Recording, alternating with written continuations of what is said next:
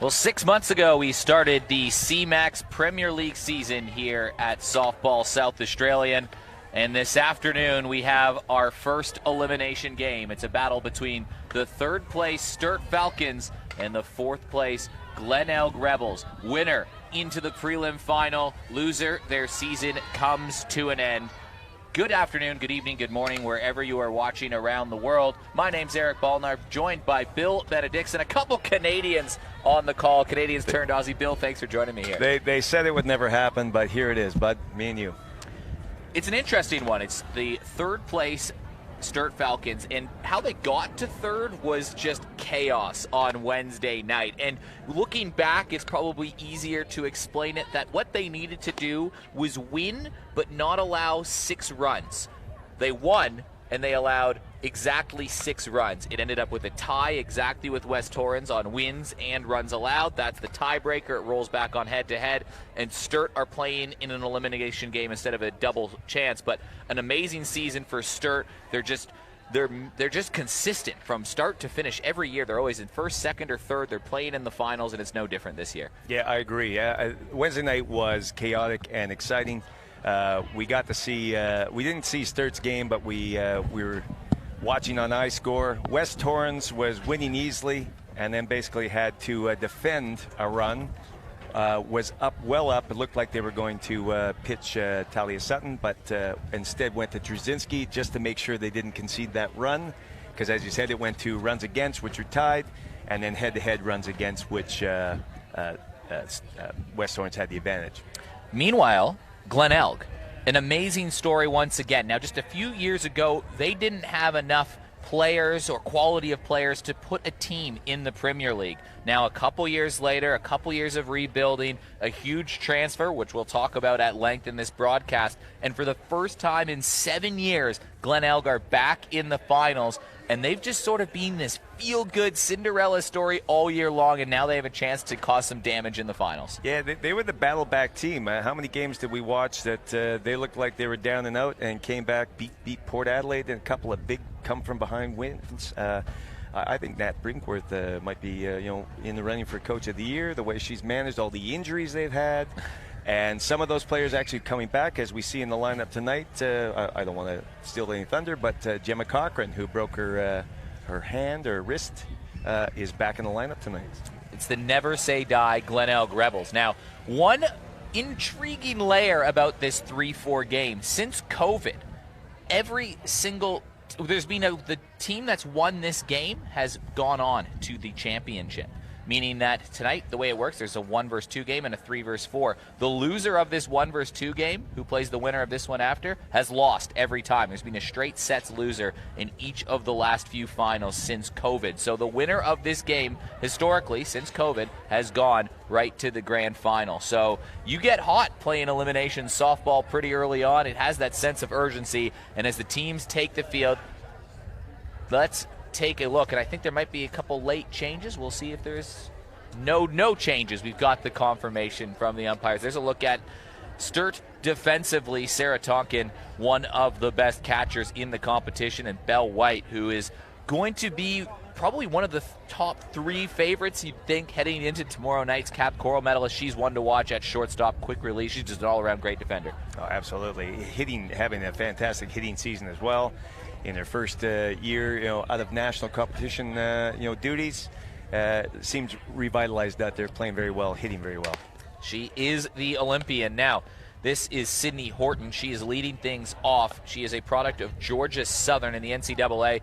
She's a key part of this lineup. You can see that 309 batting average, but Courtney Shepard returned from injury late in the year. That 348 mark is fantastic. Tate Nicholson, a feel-good story, but somebody from that bottom part of that Glenelg lineup, you can see those numbers, not too many of them above 200, only one. Someone's going to have to step up and get a couple hits if they want to win this game. Yeah, that's going to be a big thing for them. You look at that batting average, it's good. Good batters there. We know they can hit, but it's not astronomical.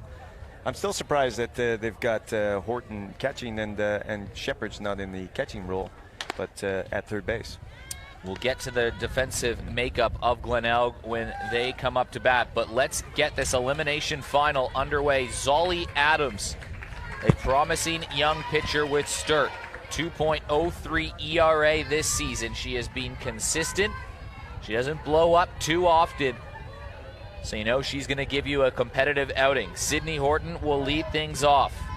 Experience playing NCAA Division I softball, and Glenelg, back in the finals after 7 years, are underway, and it's a ground ball right to the Olympian Belle White.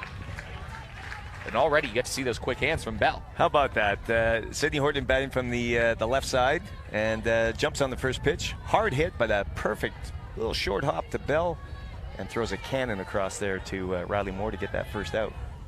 Bree McGee stepping in at second in this lineup. She's only played 10 games this year, and most of them were in the second half. She wasn't going to be playing in the Premier League as often as she thought she was this season, taking a step back. Georgia Bevan had been playing in center field, but injuries brought Bree McGee back into the fold.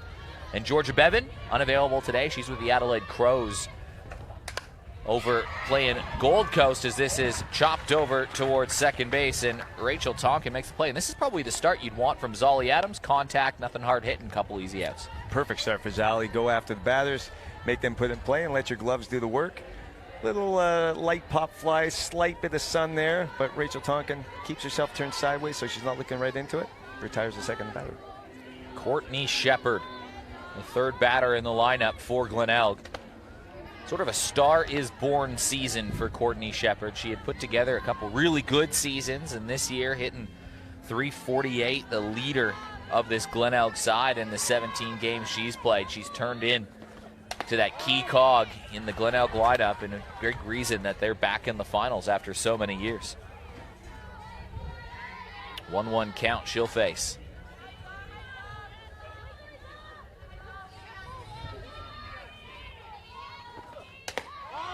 She gets that in there for a strike. It's hot here at the Diamond Sports Facility on beautiful Ghana land here, home of the CMAX Premier League. 28 degrees, feels a little bit warmer in the sun. Shadows will be looming soon. You can see the long shadows across the field. And it's a 2-2 count. Yeah, it's quite humid today. I think that's the big difference.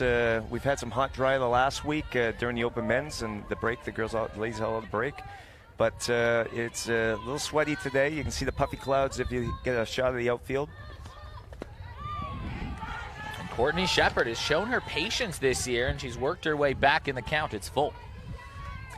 She has. I think Courtney Shepard's a very good hitter. Looks very patient at the plate. Had that little bit of injury, but she looks like she's ready to go. And it's the first base runner of this elimination final. And coming up to bat is now the recruit of the offseason. That is, well, it feels a long time ago now, but Yo Grauer made the move from Port Adelaide over to Glenelg. And wherever she's gone in her career here in South Australia, teams have found success. She was the big move in the offseason. For her to line up here has made, she's a big part of Glenelg's rise this year, definitely. When she came over to South Australia, originally as an import with Port Adelaide, she helped them get over that hump. She got them to their first ever grand final. She was the pitcher of record, the starting pitcher in that grand final that they won, breaking a 66-year appearance drought. Won their first. Then on the team that you coached with the Stars. I was going to say, also a big part of our Open Women's Stars team that year, 2022. Also won championship, and was our MVP for that team. And it's a walk, a 4-pitch walk, so it's 2 runners on for Sasha Penglaze. And I don't know if you're Justine Adams, you probably don't mind not having anything too much in the zone for Yo Grauer, and you kind of tempt fate with the bottom part of this Glenelg. Yeah, a little bit of respect there, just to not get hurt, not pitch her anything she can hit hard, and try their chances with Sasha. Not taking anything away from Sasha. Sasha, a very good hitter, likes to put the ball to the right side, good contact hitter. The most consistent player in this Glenelg lineup in terms of games played. She played in 22 of them for Glenelg.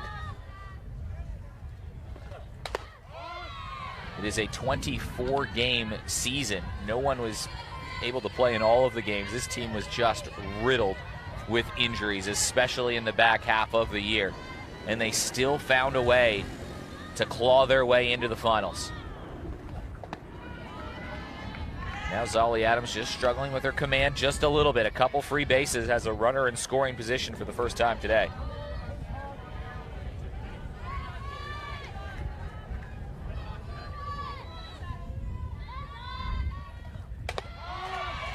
And she'll strike out looking, so Zolly Adams finds that inside edge. They had a runner in scoring position. They don't wager a swing, and we're through the top part of the first. Yeah, it looks like Sasha here just gets caught looking, and she just couldn't pull the trigger, and she was already heading to the dugout. You can see before the call, she knew it.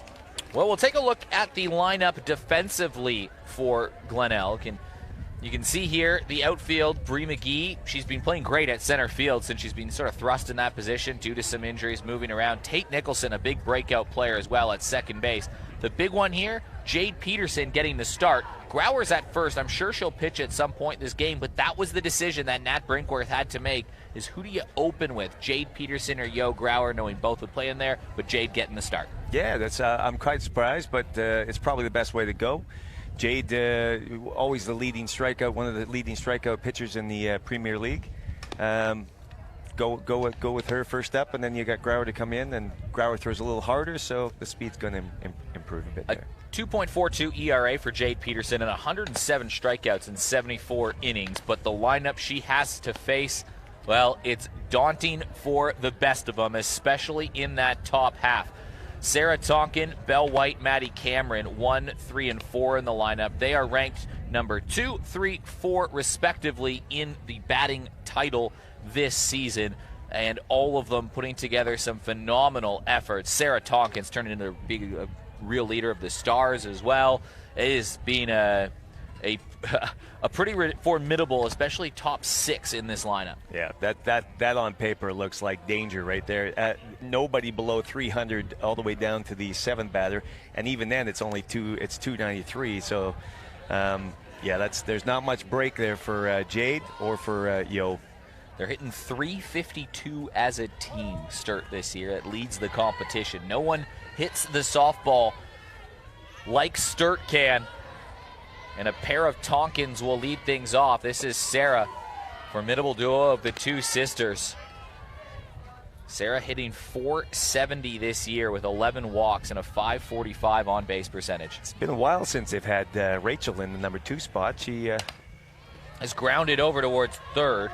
There's Courtney Shepard. He said, yeah, I don't know if she was going to start or where Horton would go. Well, yeah. Courtney Shepard almost got tested at third. I was just going to say, Tonkin's usually been batting down the order a little bit, sort of reigniting the order at the end. The 2 spot, Abby Weir's been up there in a bit, but a little bit of a change tonight, almost like they've switched the 2. 386, Rachel Tonkin is batting. She's on deck. Sarah Tonkin golfs one towards center left field. Bree McGee has to track it down and fight the sun. Not as easy as a play as it would probably see, as you'll see on the C-Max replay. Yeah, Sarah, when she hits this on the C-Max replay, you see just gets a bit under it, and for a moment it looked like it's going to fall in the gap, but if you look, Bree's looking right into the sun there, and makes a great catch. One down. Rachel Tonkin, .480 on-base percentage on the season. All 4 of those first batters have an on-base percentage over 500. Riley Moore is in the 5-hole, and she's been hot this last half of the year. She's hitting .375. Seems like a step down, amazingly. Is this one in foul territory? And what a catch from Yo Grauer. An unbelievable basket catch.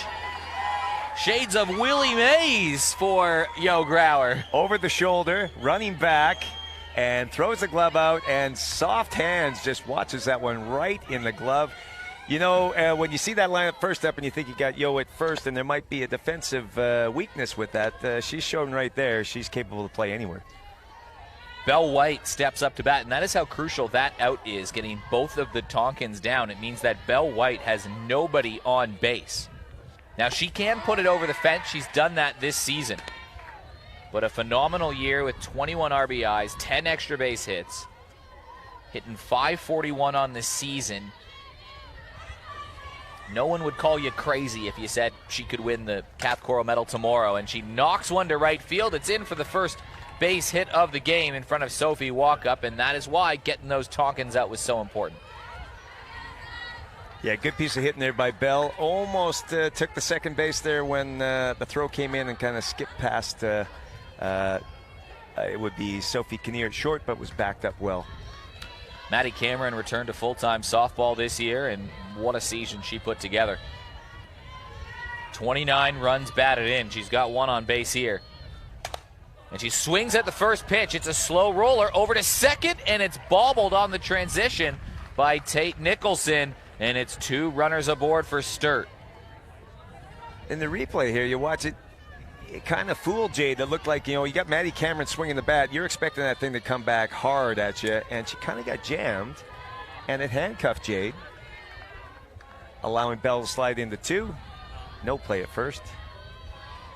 Well, Riley Moore's move back to Sturt, where she's now the everyday first basewoman, has been a big one, and she's hitting .375 this year. I said it's amazing. That's a drop off of 100 points from someone ahead of her, but .375 would be the leader on Glenelg. Grounded to Peterson, and that ends the threat. So both teams sort of mirror each other in the way that first 2 batters go down, next 2 batters get on, but the side is retired eventually. We're 1 inning through, and yeah, I guess in final softball, sometimes you just want to get through that first inning unscathed a little bit. Yeah, that's right. Both teams threatening there, and luckily both teams, their defensive abilities come through and stop that threat. Now, Bill, you look at it here. Both teams are going to get a chance to show their 6, 7, 8, 9 batters coming up. And for me, this is where the game is going to be won. I mean, you heard me say it on broadcast before, when 6, 7, or when 7, 8, 9 get it done, that's how games are won. But right, you really do feel it from 6 to 9 in both of these lineups. You look at Glenelg, Kinnear batting .174, Walkup 1 for 15 on the year. Gemma Cochran, it's her first game in a couple months, it feels like. So you don't really know what you're going to get, and it's the same with Sturt. Someone is going to have to get on base for their big boppers at the top of the lineup to get it done. And I agree with you there, Eric, and I think when it's really going to matter is when those batters come up with runners on base. So in a case where they decide to pitch around somebody higher in the order that they're a little bit more worried about, and then they have to pitch to someone in that 7, 8, 9, and they actually come through with that base hit to score the run. Either team going to have to make sure that bottom part of the lineup is fluid rather than a stunt in the lineup. Or in this case right now, if you can get a couple runners on base out of Kinnear, Nicholson, Walkup, and Cochran due up, well, then Sydney Horton comes up and she'll have guaranteed 2 runners on base. Yeah, that's right. It'll be interesting to see how Cochran goes. She hasn't, haven't seen her bat for some time. She could bat this inning. She is 4th in the pecking order right now. Kinnear. She's been very reliable this season.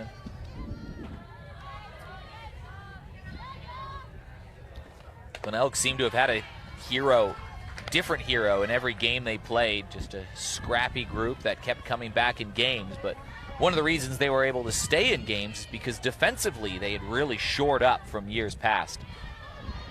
Sophie Kinnear, a big reason for it. In foul territory, Riley Moore had a peek at it. That goes foul. Other difference, Bill, in this game compared to a minor rounds game is that there's no time limit. This is a game of infinite time. Theoretically, we could just play until tomorrow, but 7 innings is the cap, but normally it's a 90-minute time game. She stays with it, but it's Belle White again, and you'll see it on the CMAX replay. She's got a great arm, Belle White. So what you mentioned about the 7-inning games, like some of the players like Belle White here at Sturt and Sarah Tonkin who have played nationals and will play that 7-inning game all the time, or every year at a time. There might not be a lot of players on the Glenelg team that have gone to that sort of, and we'll see how that tests them today. Yeah, it's been 7 years since Glenelg were in the finals, and they made a run all the way to the championship game. It could be a story later on.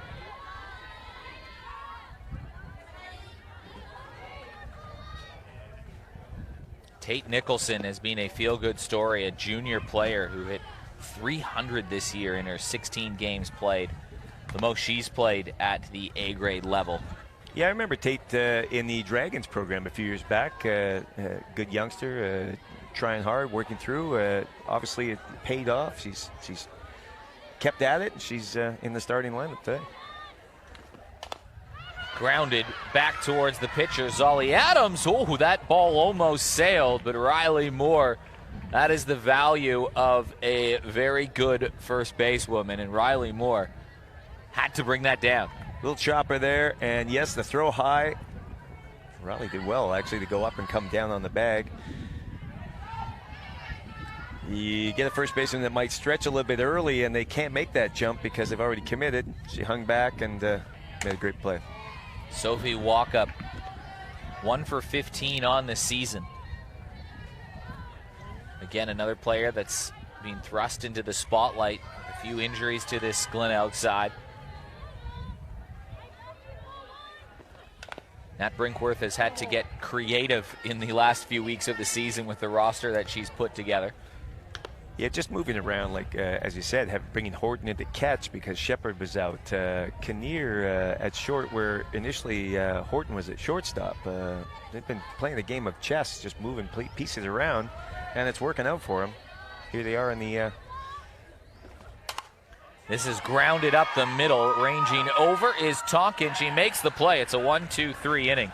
So Zolly Adams, what are you liking about Zolly early on in this game? Look, she's consistent. She's putting it in the zone. She's keeping the ball low. A lot of ground ball outs. I'm just looking back through here, but all of those were ground ball outs. And aside from the 2 walks before that, a ground ball out to start the game and 1 fly out to second base. Sort of textbook Zolly Adams. I mean, this season, 41 1/3 innings. 68% of the pitches she's thrown this year have been strikes, which is amazing because she's only got 31 strikeouts in those 41 innings, which tells you she's a contact hitter.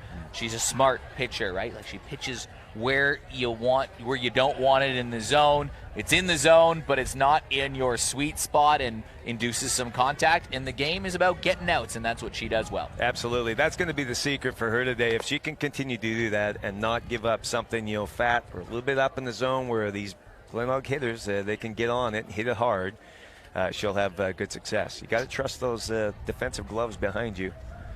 And the defensive gloves for Glenelg have been mixing around. You alluded to it just before. Courtney Shepard playing third, Sophie Kinnear at short, Tate Nicholson at second. It's a much different infield than what you would have thought. I mean, Gemma Cochran's injury didn't help. Caitlin Carroll with a devastating injury that ended the season. And then even players at the beginning of the year, like Megan Wheatley, not available this year, who's been a huge part of the cultural change at Glenelg. That's a whole infield, and then Yo Grauer at first. This whole infield's a little bit different than what Nat Brinkworth has had in the past. And I guess Cochran was their lock at third base, so I guess Courtney Shepard staying there more fulfilling that hole than it is the not going behind the plate.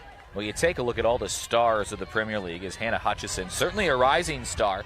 She was on the under-16s last year in the 2023 under-16 championships. And yeah, for those watching Premier League, she's kind of come out of nowhere and has impressed. She's a very athletic-looking batter. She's made really good contact in the games I've seen. Lefty, able to pull the ball and spray it too.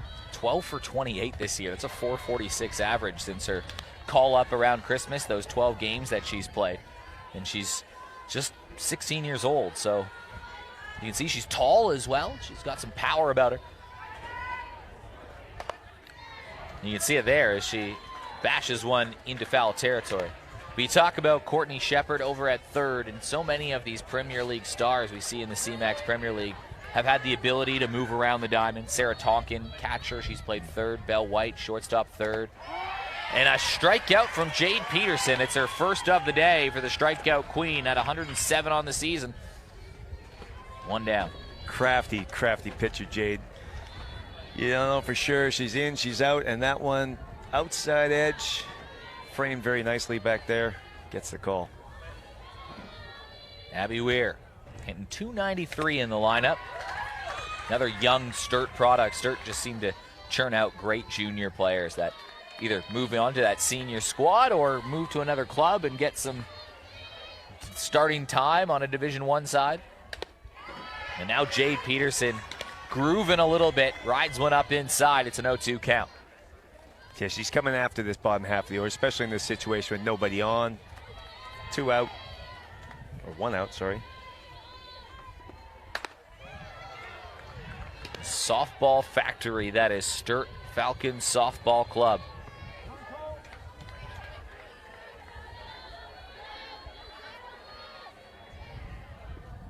And a swing and a miss. Jade Peterson. 2 up, 2 down. Both strikeouts to start this inning. Got a pitcher versus pitcher battle with Zolly Adams. There's a look at the CMAX replay. If you want to advance medical research and get paid for your time, log on to CMAX today. Well, 8-9 now up here with Zolly Adams. His 19 at-bats this year. Is jammed over towards left field. And it's a 1-2-3 inning.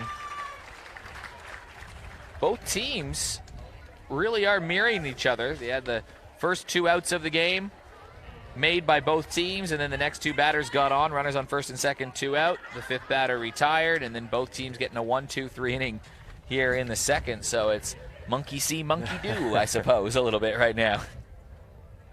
Yes, you see Zally there had a bit of cut. She does tend to make contact with the ball, but just a bit under that tough sun, but nice catch out there. This is the first of 2 games that will be played today. This is the elimination one, though. The loser of this game, their season is over. Their winner will advance to Wednesday night's preliminary final, where they will play either West Torrens or Port Adelaide. West Torrens and Port Adelaide, they'll be playing tonight, about half an hour after this game, or at 7 p.m. if this game flies on by. Looking forward to that matchup. That's going to be a very good game. Happy to watch and call the West Torrens game on Wednesday night. Their bats were on fire. They were hitting very well. Whereas we also know the talent that Port Adelaide brings to the dish. And I hope they go at each other because, like I said at the top of the broadcast, the team that's lost that game has gone on to lose the elimination final or the preliminary final every year since COVID. So it's no guarantee. And even at Open Women's, how many times have you seen the team that's lost in that 1-2 game then lose the game right after that? You pick up some momentum by winning this game. It's a tough game to play because, you got another chance, but the loss affects you and can affect you emotionally and mentally. And then that carries over into the next game, and then suddenly you're playing not to lose instead of playing to win. It's an interesting shift in mindset, and that can happen, especially when things happen fast. Whereas in this game, both these teams playing very much to win right now. They lose, their season goes over, and if you win, you have some momentum and positive energy about you. This grounded over to third. What a trap by Abby Weir. And Gemma Cochran's first at-bat. She's down 5-3, but a great defensive play. You watch Abby Weir here just flash the glove out. Looks like it's heading through the hole there. Just a little scoop. Gets her feet underneath her and sets and throws a nice, easy throw right across to Riley Moore. Great play. And that was Gemma Cochran's first at-bat there in some time. Sydney Horton. Well, good to see her get the ball in play. Build some confidence, knowing you can put the play in contact, and at least she forced the defense to make a nice play. Well, the Irish national team player in Sydney Horton. You sort of see her anxiously. You see her every time she's up to bat, you grip that bat a little bit. Zolly Adams just worked that 1-2-3 inning. Some happy hands you can see. Yeah, different batters use different things to kind of keep that relaxed grip. Sometimes you grip that bat too tight, you lose power, and I think that's been proven. So just some people, their fingers kind of playing along there like they're moving. She does look like she twirls the bat a little bit. There's the twirl, the twitch, whatever you want to call it. It's been an effective twitch this year. Hitting .309 in her 19 games played. One of the imports that Glenelg brought over. Yeah. Fell off a little at somewhere around the midway point. Christmas break, she was up over 400, I think, at one point. But it's a tough average to keep that going all the way through the season. But good contact hitter. Knocked to right field, so will it be a close play? Sydney Horton legs it out. Abby Kennedy tried to make it. I almost called it a hit straight off the bat. It was a little closer than that, but Sydney Horton with a postseason base knock. Yeah, very good contact. Takes the ball the other way, and one hop, two hop to Kennedy out there. I think Horton had that beat all the way, but a nice play by Kennedy to come up and make that throw. I say she's probably well past the bag there. Well past it, yeah. I mean, you look at Horton, too, from the first half to the second half. I mean, her role in the lineup had to change so many times based on which players were available. Her maybe batting 3 one day, lead off the next, 4 the other. She was consistently in the lineup, but when you lose players like Caitlin Carroll, who was hitting over 300, Courtney Shepard missed a few games, Gemma Cochran, your role changes. Bree McGee fouls one away. That's 2 consecutive pitches they've had a hit and run on there. Horton has gone on both those pitches, and Bree has fouled them both off. So I like the strategy. If they can get that ball on the ground there, it's a good time to hit and run. But now it's kind of lost that opportunity. Not to say she still might be going, but to run on Tonkin's arm. Does aggression pick up from a coaching perspective in the final softball? Sometimes you might. I mean, you sometimes you want to let your batters bat and not call too much, but every now and then you want to do something that maybe is unexpected and makes the defense. Swing and a miss. Look at the off speed that Zolly Adams had that took Bree McGee literally out of her shoes. We'll see it on the CMAX replay. Just to finish that, you want to make the defense move and change a little bit and be unsettled, but that is a great changeup way out in front.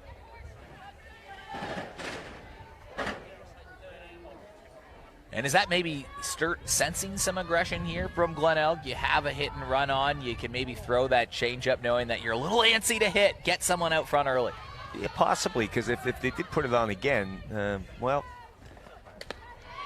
the only downside on that is if she did run on that one, the changeup gives her a bit more of a jump to get to second base. So throwing her out would have been out of the question, but they got the strikeout. Courtney Shepard, her second at bat, she walked in her first plate appearance, rather.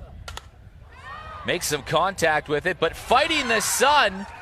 And we talked about this pregame, Bill Benedictson, that it is tricky, especially at second base and right field with where the sun is right now. And I think that's what happened with Rachel Tonkin here. Yeah, look, the pop-up that she got earlier, she went to the other way and this wasn't looking directly in the sun. That one there carries her into it, and the ball probably crosses right through the sun there. You can see right away she's pulled out, and just quickly update, they've put Yo Grauer on here as we're talking to load the bases. Yeah, they did not want a chance. Yo Grauer, who's hitting 400 with runners in scoring position.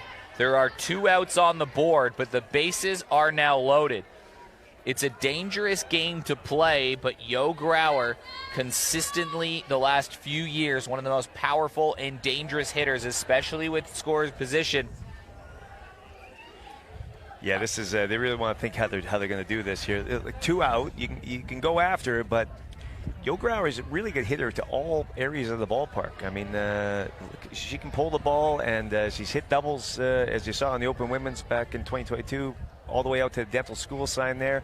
She also hit the ball on the right side out by the Home Run Heroes sign and got that triple, that key triple late in the game against New South Wales.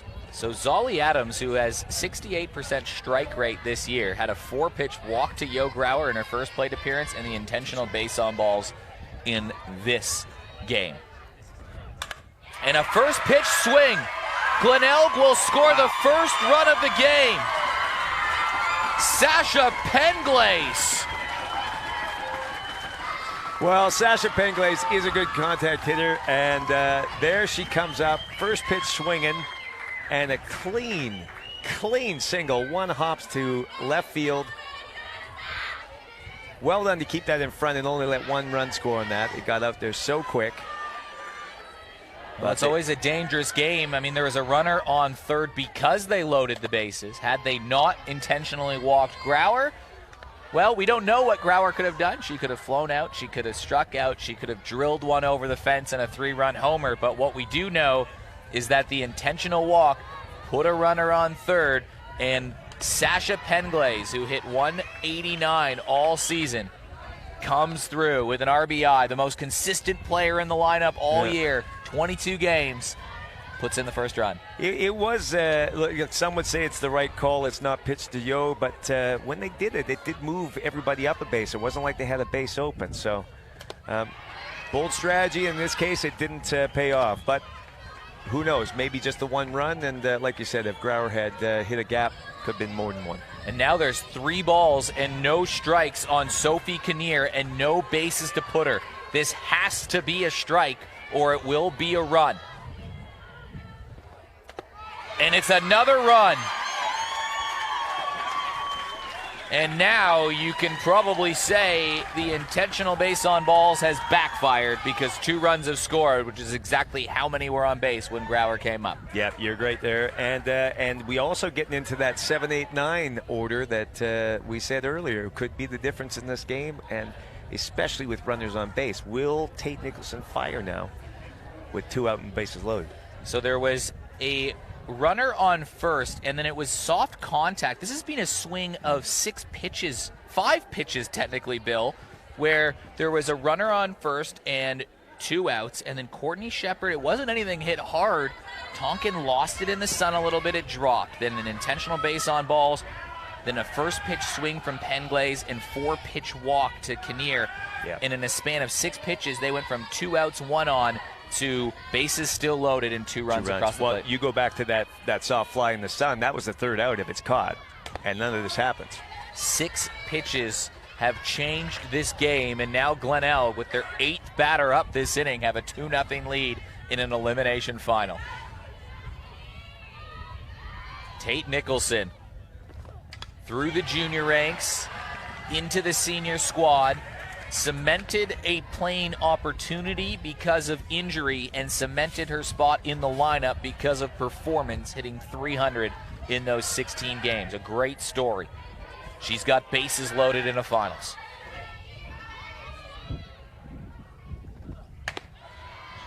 And she goes fishing on a pitch upstairs. Zolly Adams leaves them loaded with that big strikeout, but Glenelg, they score first.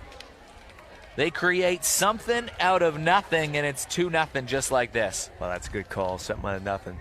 You know, as we say, go back to that pop-up, and it's caught, and none of this happens, but Glenelg took the most of their opportunity there. They made sure they came through. Sasha Penglaze wasn't going to hang around, took that first pitch, and backed herself, drove it into left. And then the base on balls, obviously, that brought in the next run. Well, this now changes things a little bit as we'll leave things off with Abby Kennedy for Sturt, and their big boppers are coming up to bat. It's probably the part of the lineup you do want. If you want to issue a response, have the power 4 that start this lineup in Tonkin, White, and Cameron. They are due up after Abby Kennedy, but Jay Peterson facing these batters for the 2nd time. There's also a question of how long do Glenelg decide to leave Jay Peterson in. You don't have Yo Grauer on this team to not pitch her in a finals game. Yeah, I agree. Well, you're right. If anybody can bounce back, and you're looking at it on paper, it's the Sturt lineup coming here. Abby Kennedy from the left side, very quick and showing bunt there.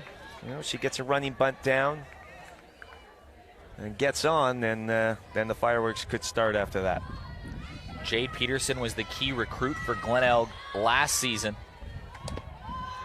Seacombe didn't have a team in the Premier League, and Jade Peterson made the move over when that happened, or 2 years ago, rather. This is her 3rd season with Glenelg, but she decided to stay with Glenelg. And that was probably the start of the turnaround for Glenelg, to have a pitcher that at least keeps you competitive in games. And a 3-0 count here to Abby Kennedy. And Peterson doesn't walk a lot of batters, but it'd be a dangerous game to give a free base to Kennedy before the power part of the lineup Especially comes. after you've scored 2 runs and you get your 9 batter here. You want to go after. You don't want to walk this leadoff batter. Glenelg hasn't played in a finals game in 7 years, and Jade Peterson, I don't think she's played in a Premier League finals game in potentially longer than that, because she was with Seacombe before. It would be a fair way back. It might be almost a decade since Peterson's played in Premier League finals, but she has played huge games for South Australia in the Open Women's, but it's a walk to Kennedy. I think Jade Peterson pitching that preliminary final in the year that South Australia won the Gilly Shield. Yeah, massive performance from Jade Peterson in that game. So it's not like she's not experienced, but here we go. Yeah. Here's the change. So a leadoff walk. Abby Kennedy is on first, and second time through the lineup with Tonkin, White, and Cameron coming up. They're going to make the change to Yo Grauer. I think they probably would have had a strategy of having maybe 3 innings, hopefully get 3 innings once through the lineup for Jade, and then go to Yo. Well, this is the question I have, though, because were they going to make this change regardless? I would think if they got through that inning, they might have. And they could, at the top of the order, they may have. But if she didn't walk Abby Kennedy, would they make this pitching change? It's a good call. Whether they go one more batter against Tonkin or if they've already dead set said when we get once through, we're going to change. And that might have been the plan. Because if you were going to make a change anyways, it would make sense just to go Grauer now, knowing the lineup is coming up, and you start the inning with Yo, rather than bringing her in with a runner on first. That said, maybe the plan was, hey, if there's a sign of trouble, we're taking you out of the game and bringing Yo in there, and maybe Yo would be, or maybe Peterson would be pitching right now to Sarah Tonkin. Right. The real key is whether or not they got Yo some warm-up pitches somewhere in between when she was off in the offensive half, because her to come in now and just throw.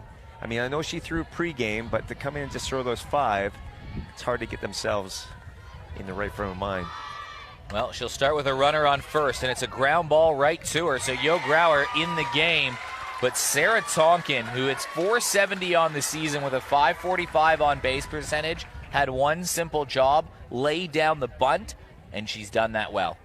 It's very good. That's championship ball that they've taken their lead off and just said, let's get this done. Let's play for 1 run at least here, and let's bring up, Rachel Tonkin and then Belle White and Maddie Cameron if we can get to that. But 1 out. Runner in scoring position. Tonkin hitting .386. That ball slips away. Runner will stay at second. Tonkin hitting .386. Belle White hitting .541. The key here is if Tonkin gets on, Sturt are going to have 2 cracks at it with the 2 most powerful bats in the competition. Great job by Horton to keep that ball in front and towards the third base side, stopping Kennedy from taking that base.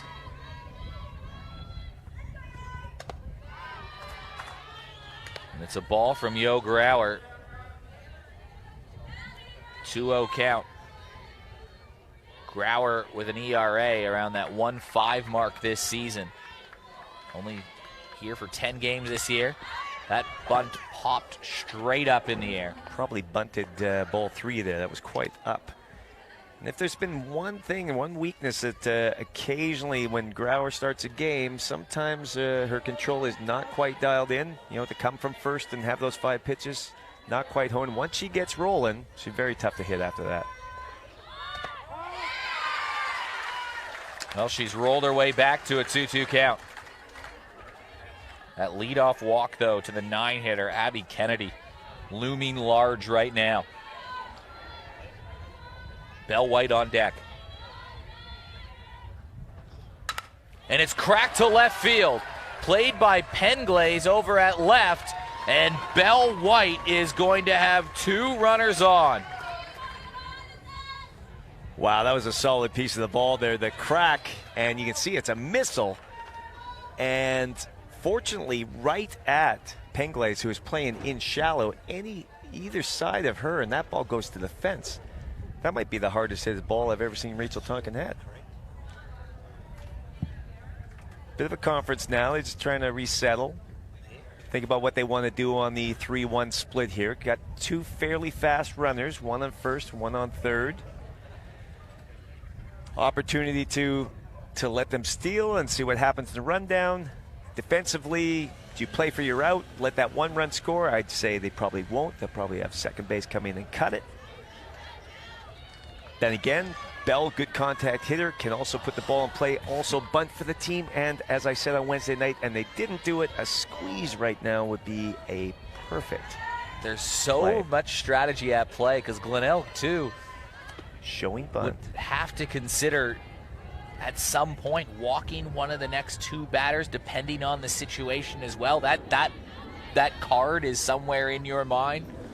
Either way, it's a 1-0 count to the most dangerous hitter and possible Calf Coral medalist tomorrow night. Just looking at the outfield, they're reasonable depth here, but they're creeping in. And there goes Tonkin down the 2. Yeah, you knew that was coming. Steal. But the outfield here, got to be careful if they don't creep in and Bell takes one deep and puts it off the fence or over the fence. But they'll be trying to defend this run. South Australia's Olympian. She cracks one to left field. 1 run will score, and it gets by Penglaze. 2 runs have scored. Bell White has tied it up. Response issued. Yep, that's a quality at bat there. She jumps on this pitch, hits it right through that left side hole. Both runners running fast. That bobble by Penglaze, charging hard. Again, careful not to overrun that ball, and it gets away. Probably wouldn't have scored that second run if not for that.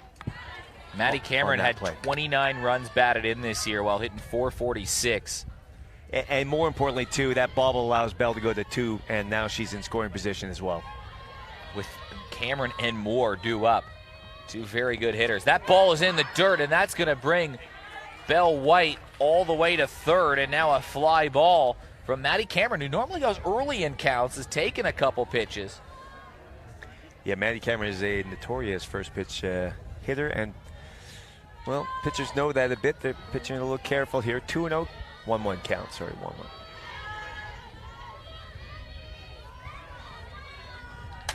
Maddie Cameron charges one to center field. It is over the head of McGee. 1 run is scored. Maddie Cameron with a stand-up double, and Sturt hit the front.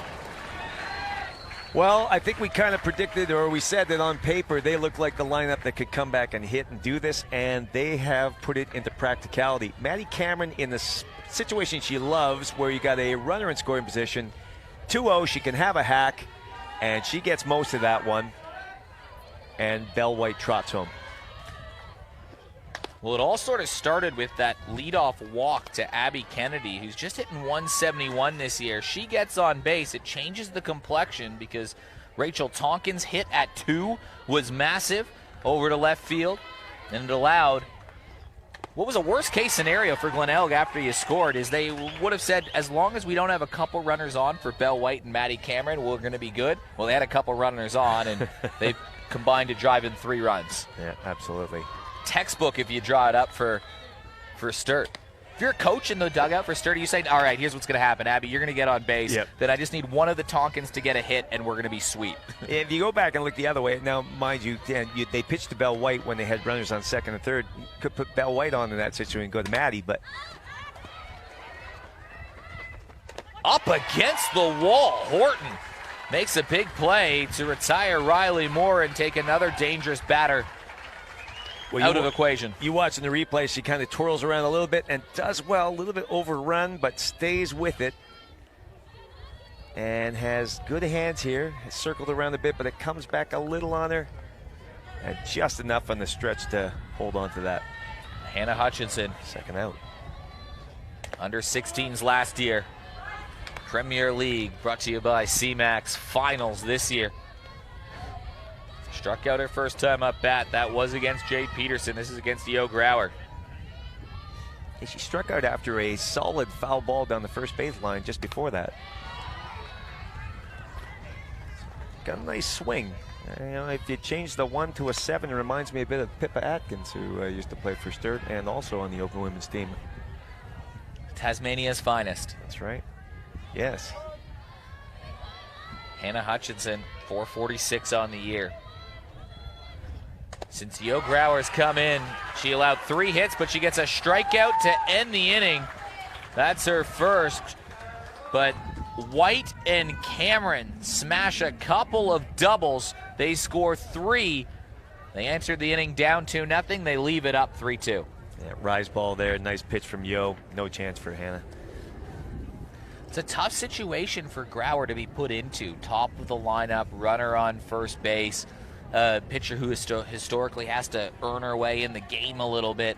That was a tough situation, and she got hit. Yeah, she did. It was almost like just a little bit of a perfect storm there, and a good storm for Sturt in that case. Like they had their hitters working and jumped on those pitches. They swung at good pitches. Well, now you want to see the makeup of this Glenelg team that doesn't have a lot of finals experience.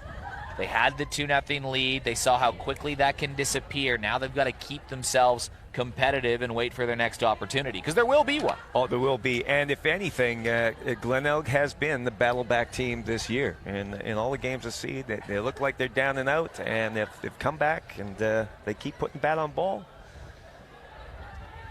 We see how quickly it could change with the little pop-up and the sun comes into play, or you get a bad hop here or there, but they get the ball in play. And as we said before, Zali is not overpowering. There'll be opportunity for him. An eventful first few innings and a first pitch swing from Sophie Walkup, and Maddie Cameron not going to have any issues with that one down. Good catch here, but Maddie, she not playing too deep. Made that one quite routine. It only takes her about 5 steps and she's there quite easily.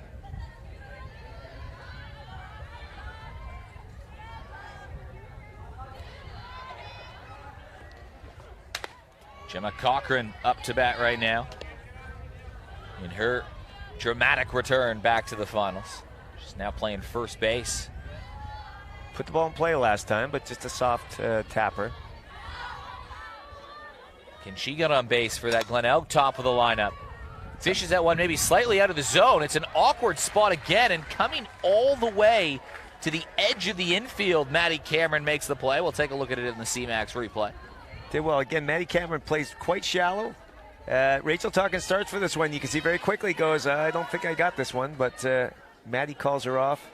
Difference there, Maddie coming from second base side towards first, whereas Rachel going the other way, and that's where she had trouble in that other fly ball. Sydney Horton, 1 for 2 in the game so far. She singled and scored in her last at-bat in the third. Can we get another fly ball to Maddie Cameron for a clean sweep? A Maddie Cameron inning. Yep.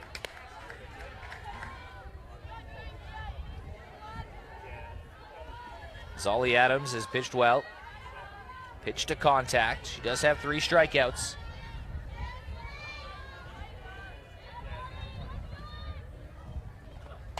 Horton grounded right back to the pitcher. It's bobbled slightly by Adams, and by the time she had scooped it up, there's a runner aboard. Unfortunate here. She just, as she grabbed it in one hand, didn't have the second hand there, and it just got away from her, and then panic sits in a little bit on that. And Horton is fast, so one bobble is all it takes there on that one. Bree McGee. That ball slips away. It'll be an easy chug down the line for Sydney Horton, and now they got a runner in scoring position. Just going to say what looked like a very easy inning, 2 out just like that, and a tapper back to the pitcher with a small error and a wild pitch. Suddenly you've got your tying run in scoring position. Bree McGee 5 for 18. Jammed a little bit in foul territory. It's got enough get up and go to get out of here. And from what I've seen of Bree McGee, she'll make contact. She'll put the ball in play. She's not overpowering. Like I said, called up or brought back into the side because of injury, and she's battled very well for them through the second half of the season. But she'll look to put the ball in play. Can they give a chance to Shepard and Grauer in the middle of the lineup? Base hit up the middle. It gets by Belle White. It's a 1-3 split. And Courtney Shepard, the leading batter this season for Glenelg, will have a chance to tie the game. Well, there you go. Just didn't try to do too much. Hit it up the middle. Diving play by Belle. Just missed it. Maddie Cameron was going to throw that out at home all the way had they sent her. And luckily, it didn't get away. Actually, Sarah Tonkin did a great job to block that and keep it in play. That ball skips away, run scores, and another runner moves up. In the bottom of the third, it was the 3-4 batters for Sturt which drove in 3 runs. Now the 3-4 batters have a chance to do the same for Glenelg. Courtney Shepard will have the first crack at it. Yo Grauer will follow, who hasn't seen a strike today, Yo Grauer.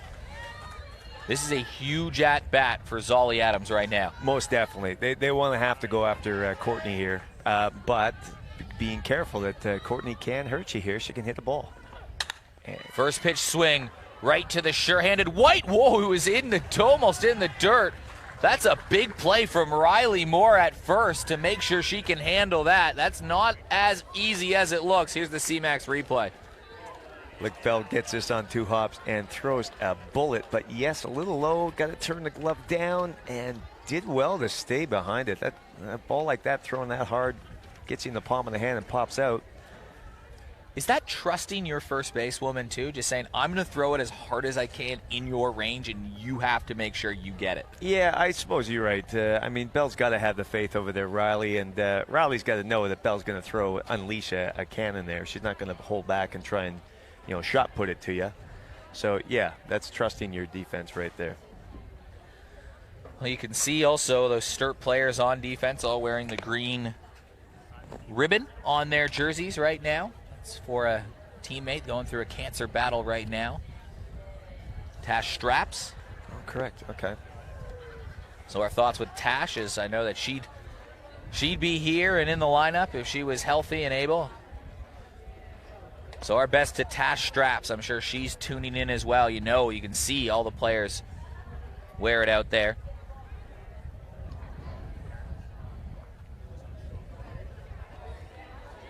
There's the ribbons.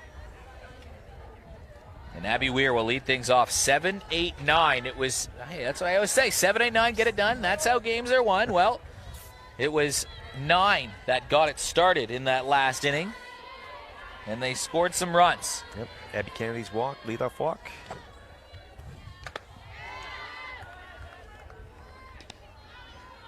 Weir, Adams, and Kennedy. Can Grauer try to make this a simple 7-8-9 and keep Glenelg within 1 run going into the final 3 innings? Weir batting just around that 300 mark, just underneath. Good hack at that one. Good pitch to swing at. Have to limit base runners for that powerful top 4 on Sturt. That's bunted right back to Grauer. Almost barehanded it, but I think she just guided it into her glove. Just not a bad little sneaky move here. Just quickly squares, and it's a rise ball. A little lifter going up like that. That's the toughest one to bunt. It just keeps creeping up on you. Couldn't quite get on top of it. Zolly Adams.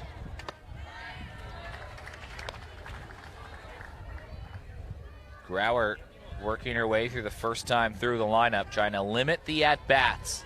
Have to be efficient in the bottom part of the lineup to limit the opportunities for the top part. Wild swing at that one down low in the dirt. 0-2 count. An entertaining game here in the C-Max Premier League. Glenelg scored the first 2 in the top of the 3rd. Sturt responded with 3. And a 3-pitch strikeout from Yo Grauer, who's keeping things simple now. That's her 2nd strikeout. Yeah, she's starting to roll, throwing gas here. That one just in the top end of the zone. Can't lay off it. And Zally swings under it.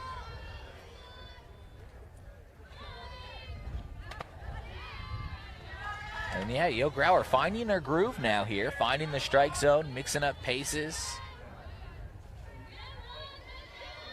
Yeah, I don't know if Grauer's conscious of it or not, but I know It's down the line, it stays fair.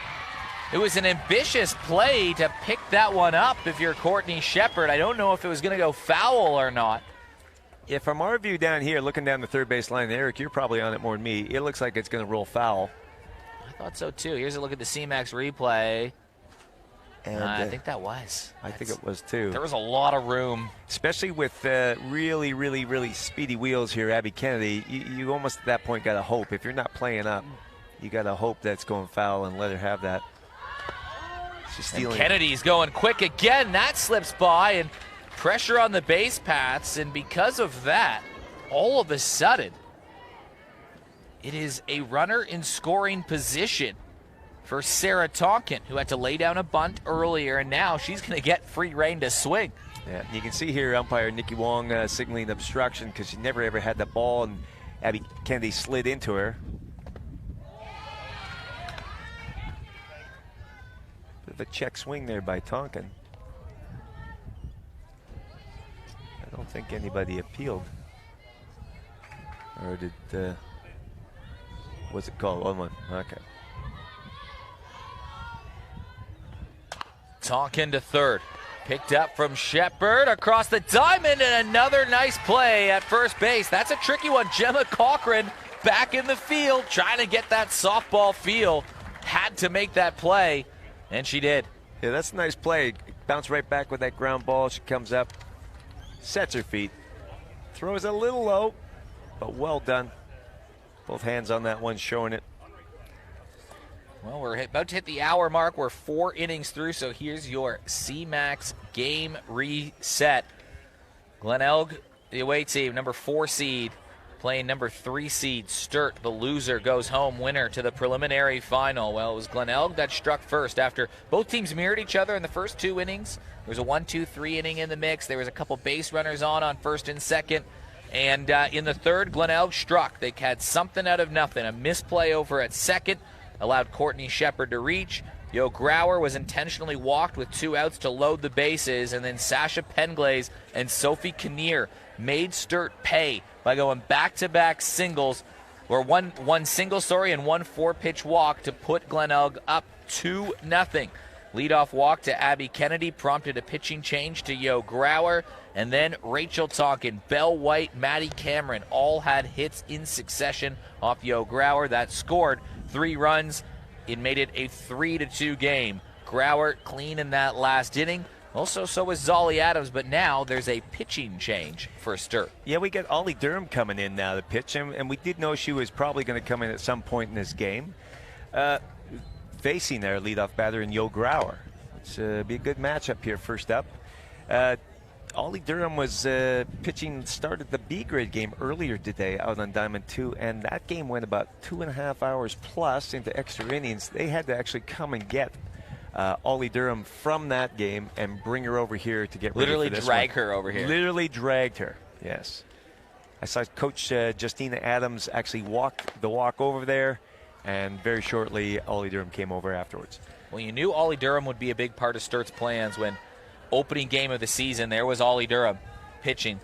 They had been using 3 pitchers at one time, and Ruby Fidge, Ollie Durham, and Zolly Adams. And Ollie Durham, a young rising star. This is the biggest softball action she's seen in the CMAX Premier League now.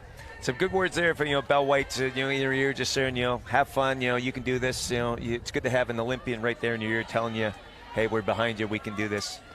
You talk to the Sturt players, and they love Ollie Durham and what she can bring here, and they think she's got a bright future. Well, she's one of the leading candidates for Rookie of the Year this year. It's going to be a close battle. I think it's going to be between her and Abby Bashing at Hills, shortstop, a former Sturt player.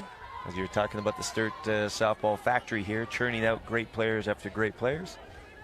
I'll get you some numbers on her in just a second. She's just fallen 2-0 here to Yo Grauer. Dangerous situation. Well, she pitched in 12 games this season. Started 7 of them, finished a couple of them. But 40 innings pitched this season. She's been the workhorse, eh? 428 strikes, 299 balls. That's 70% of her pitches this year have been strikes.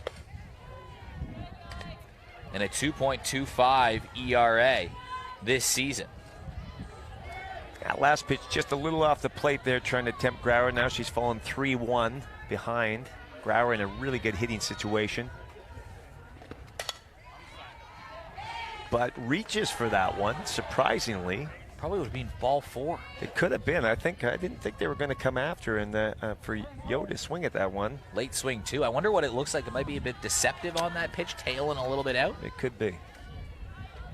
So she's worked her way back to full.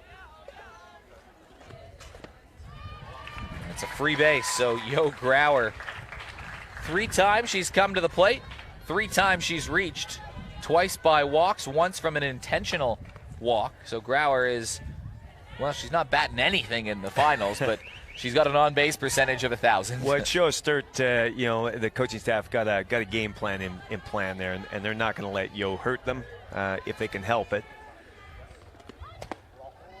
Don't let their big bat hurt you, and use your big bats to hurt them, and that's exactly what's happened so far. Although, again, they took it to the extreme when they put her on and moved runners over, and that came back to bite them a little bit for 2 runs. Well, it did. It was collateral damage. If you're just joining us, it was 2 outs, runners on first and second in the third. Yo Grauer coming up to bat, and Sturt decided to intentionally walk Grauer with 2 runners on. On the first pitch, Penglaze deposited 1 to left field, and then a 4-pitch walk to Sophie Kinnear, and both those base runners scored. And now Penglaze hustling down the line. Tonkin makes the play at first, but job done from Sasha Penglaze to put the tying run in scoring position. Hey, look, this is a fantastic sac bunt. Puts it down, makes first base field it, or the pitcher, and all they can do is play over there. The one, very good technique. Very quiet, kept her bat up high in the zone. And Bill, they'd be happy they can get that done. Bill, earlier in the game, you said you're going to need to see the bottom half of the Glenelg lineup come up with a base hit when there's a runner in scoring position. Well, there's a runner in scoring position, and here comes the bottom half of the Glenelg lineup, a combined 0 for 7 so far in the game with a walk.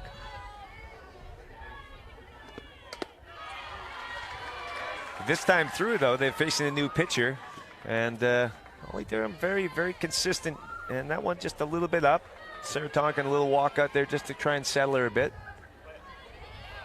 But yes, this is a key situation here. Gets that pitch low, called for a strike. So Sophie Kinnear does have an RBI to her name in this game after leaving the bat on the shoulder with bases loaded to bring home a run to make it 2-0 at the tie for Glenelg. And every time, Ollie Durian coming back to get herself in a competitive at-bat. Must be nibbling that outside edge, but these batters don't want to swing at it, even though they're in a better hitting situation. You really got to get this ball in play here. Can't afford to go down looking. I wonder what that speed looks like deceptively, because again, you saw Grauer in that at-bat previously. Kinnear again waiting. Don't know if it's a ball or strike. Knock it foul. Knock it foul, yeah. That last pitch looked like a bit of a changeup from Durham. A little bit off speed. Should come back with the gas here. Just low, just missed. And very nerving there for everyone, the Glenelg team, whether or not that was going to be called or not. Laid off, pushes it to full count.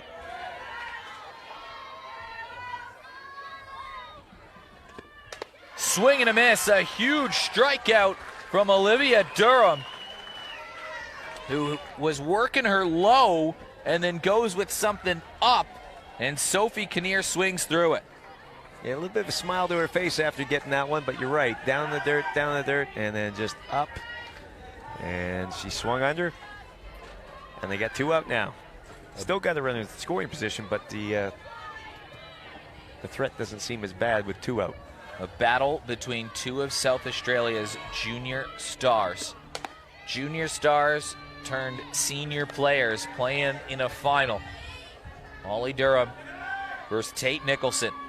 Both have broke onto the scene this year in the CMAX Premier League. Tate Nicholson, is she eligible for Rookie of the Year this year too? She might be in conversation. She might be. I'm not sure. Now, here's a hitter situation. You know, if Tate really backs herself and has a good hack at this one, or does she take? Well, she backed herself, and she didn't make too bad contact on that. Right back towards us here. Fouled it off my head. It was a good hack, though. It was a good hack, and I like that. And the fact that she recognizes that 2-0 count, good hitters count. The pitch was there to hit, just a little behind. Shows she's ready to bat.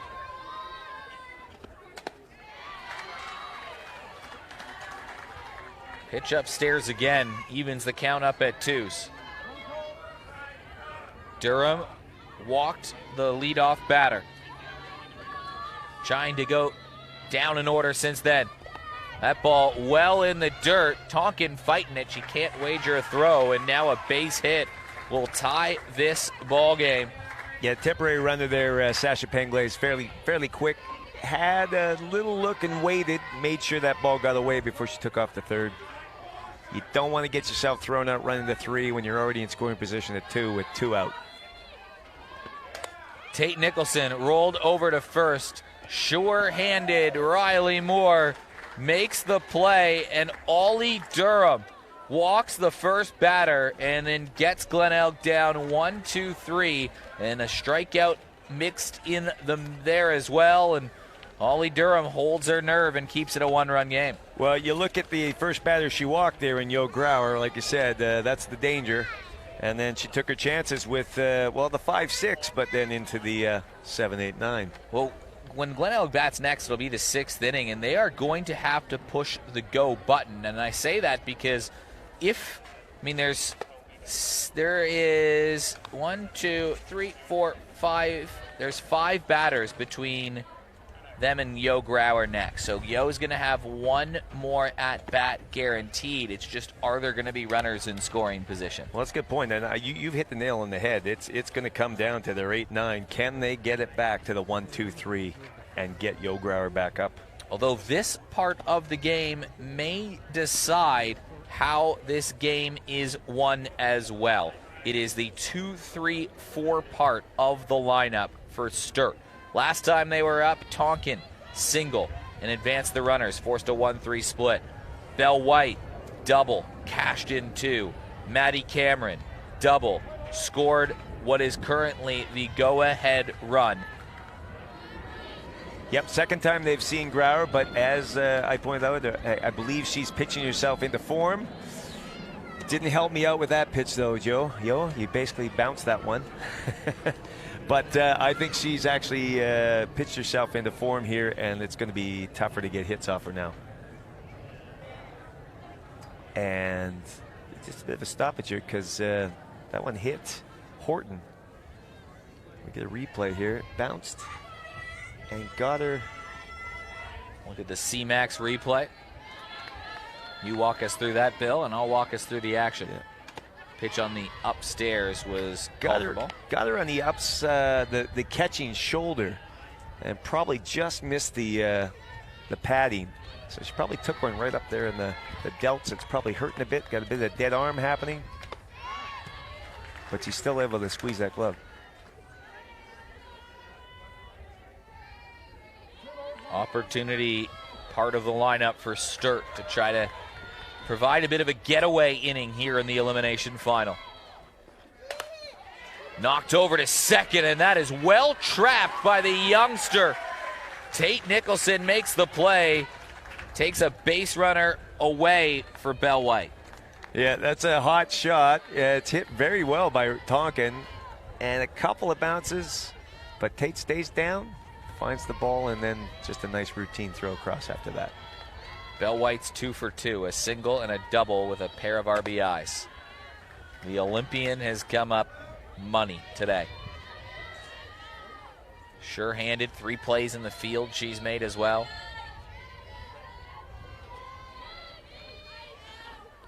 Now it's an interesting point of the sunlight too, Bill. You take a look across the field. You've got a shadow over the plate and a few feet within the field of play, and it is booming light here on beautiful Ghana land and Adelaide around the pitcher's circle. Yeah, you can see Tate Nicholson if they get a chance. She's shading her eyes. She wears a face mask so it doesn't have that visor that the rest do.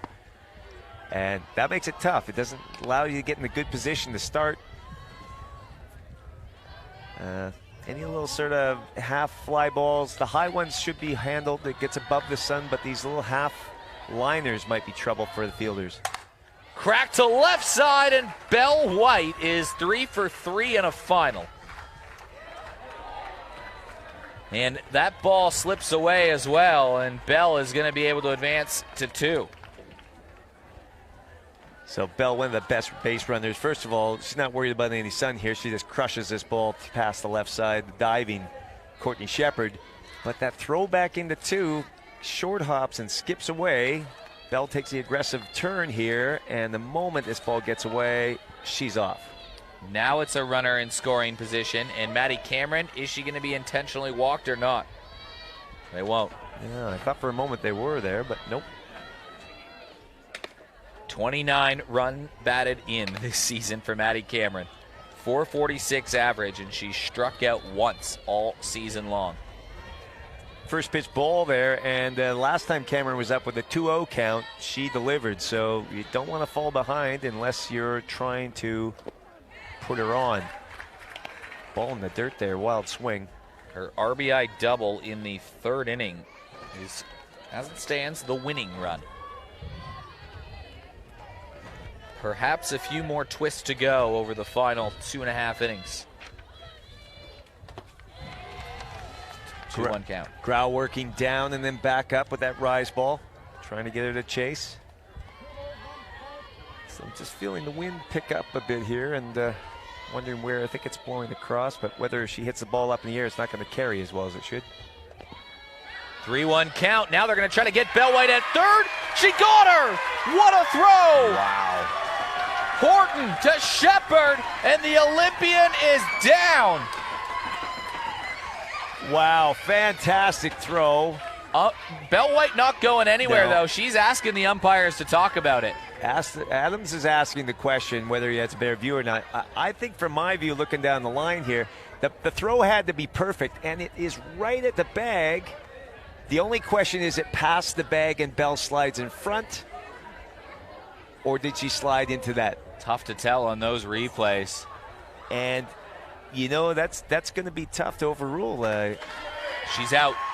That's the ruling. This is a slow-mo look on the C-Max replay. This is bang, bang. We couldn't differentiate this in real time. The umpires don't have this, by the way. Right. And really, the throw is right there. Did she get her on the toe as she slid in?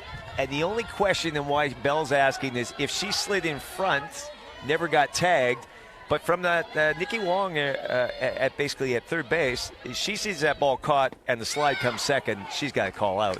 That's a bang, bang play. And now, Maddie Cameron, it's a lot easier if she's just on base now. Take the bat out of her hand. It's a walk for Cameron. But that right now, the defensive play of the game, Horton to Shepard. It was a great throw. Well, that could definitely swing things there, because Sturt is threatening that, looking to attack on another run. Here's a look again. Again, it's kind of blocked by Grauer in that shot. I mean, Bellwhite, I think, has a good case here, as this is sent to center field, cut off by the center fielder, and that play has just saved a run. Yep. Bellwhite definitely scores on that one, whether she stayed at second or is safe at 3. Might have saved 2 runs. And Riley Moore, good piece of hitting, but Maddie Cameron just taken off to go first to third there. 2 out, had a good jump on it. I mean, let's jump to a land where Bellwhite is safe and then Maddie Cameron walks. You would assume that they would probably try to steal second. There's probably not a throw to second with Bell at third. You probably have runners on second and third. Riley Moore just hits it up the middle. Scores 1 for sure, maybe 2. That play looming large right now. Oh, absolutely. Look, go back to that play in Courtney Shepard. When she made that catch and tag, she pulled that glove up right away. Didn't hold the tag in there. Sold it very well, whether she got it or not. I got to give credit to her. Took a great throw from Horton. And a great take from Courtney Shepard. Yeah, a great take, and made it look good. Well, last year, Glenelg defense, they were allowing a lot of runs. In the finals this year, they've just prevented a couple runs and kept them in with a shot as Hannah Hutchison swings through that pitch. Yeah, Hannah's struck out twice so far. Had good swings, but hasn't found the ball yet with the bat.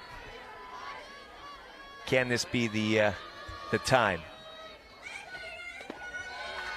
All runs scored in the third inning. And in between, a whole bunch of great defensive plays. Hutchison, 16s last year.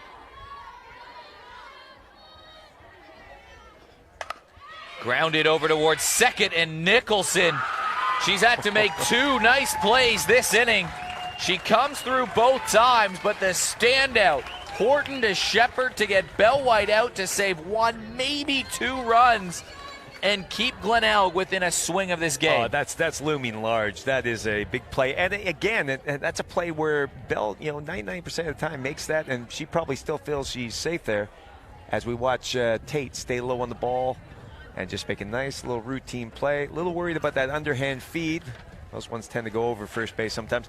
But again, Bell made up her mind, took off, and Horton made a fantastic throw. Like from our view, if we had a camera at our view looking down there, we're looking right at the base, and that ball hovered right in there, probably just off the ground, right at tag height.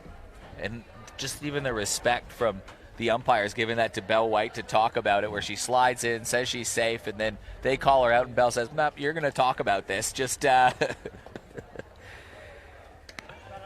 Well, on a play like that, you got to ask that question. But again, if they were arguing that Bell was sliding in front of the tag, the home plate umpire, Damian McCauley, no way he can see that. I mean, if this, okay, let's say we existed in a world where you could have replay review here. There's no way you can overturn that based on the evidence that we've seen too, right? You'd go with umpire's call. Correct. You need a camera on the third base coaching box side, which Space Quake has had a 4-camera system occasionally. And that view down, actually that view there gave us the classic replay of Yo Grauer's triple in the Open Women's, where she slid under the tag where everybody else thought she was out except for me and Yo Grauer. And it was the right call. Walk up, swings through the first pitch. But the point is if they said, all right, we're going, showing the box, we're going to go take a replay review of this, that wouldn't get turned over. You'd say, yeah, umpire's call. That's right.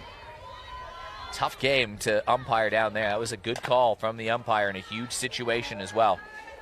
Yes, good change of speed by Ola Durham that second pitch. She threw the first one quite quick. We don't have James's radar gun that we were using on Wednesday night and all through the Open Men's. But that was a good change of speed, had her out in front. Check swing, a dribbler down the line. That one goes foul.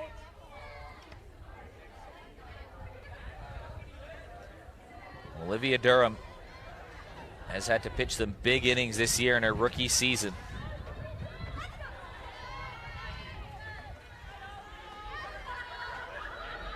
Four days ago, was named to a national squad. Is this over towards Bell White? Hauser zipping out the hand and gunning her down. Great play again here. Ball that when it lands could give her trouble, and I think it did kind of kick. It's not hit well, and it kind of skims, but she gets the glove down and then throws that cannon that she's thrown, about 4 over there today, right? That was a strike. So there you go, Bill. On Tuesday this week, Olivia Durham, as this grounded to third, it's picked up. Called foul. Just foul. But Olivia Durham was named to the 2024 Australian Under-16 squad. Yes, yeah, great. And she's also, I think, on the Under-18s or Under-19 squad. I don't know the cutoff number on that. Yeah, very good. But that is, if you have a pitcher that's on the Under-16 squad pitching in a senior game, they have a 15-year-old in the circle right now in an elimination game. It's amazing. Drilled to center field. Maddie Cameron moves back 2 down. No, and she's earned her place there. A 2.5 ERA this season for Olivia Durham. She's now retired 5 in a row in this game, and that is the amount of trust that Justina Adams and this Sturt softball club have in their high school age pitcher on the mound right now. Right. Actually, just going back through, as you said, that leadoff walk to Grauer, and that could be by design. After that, it's a 1-2-3, 1-2. And we're back to the top of the order here with Sydney Horton.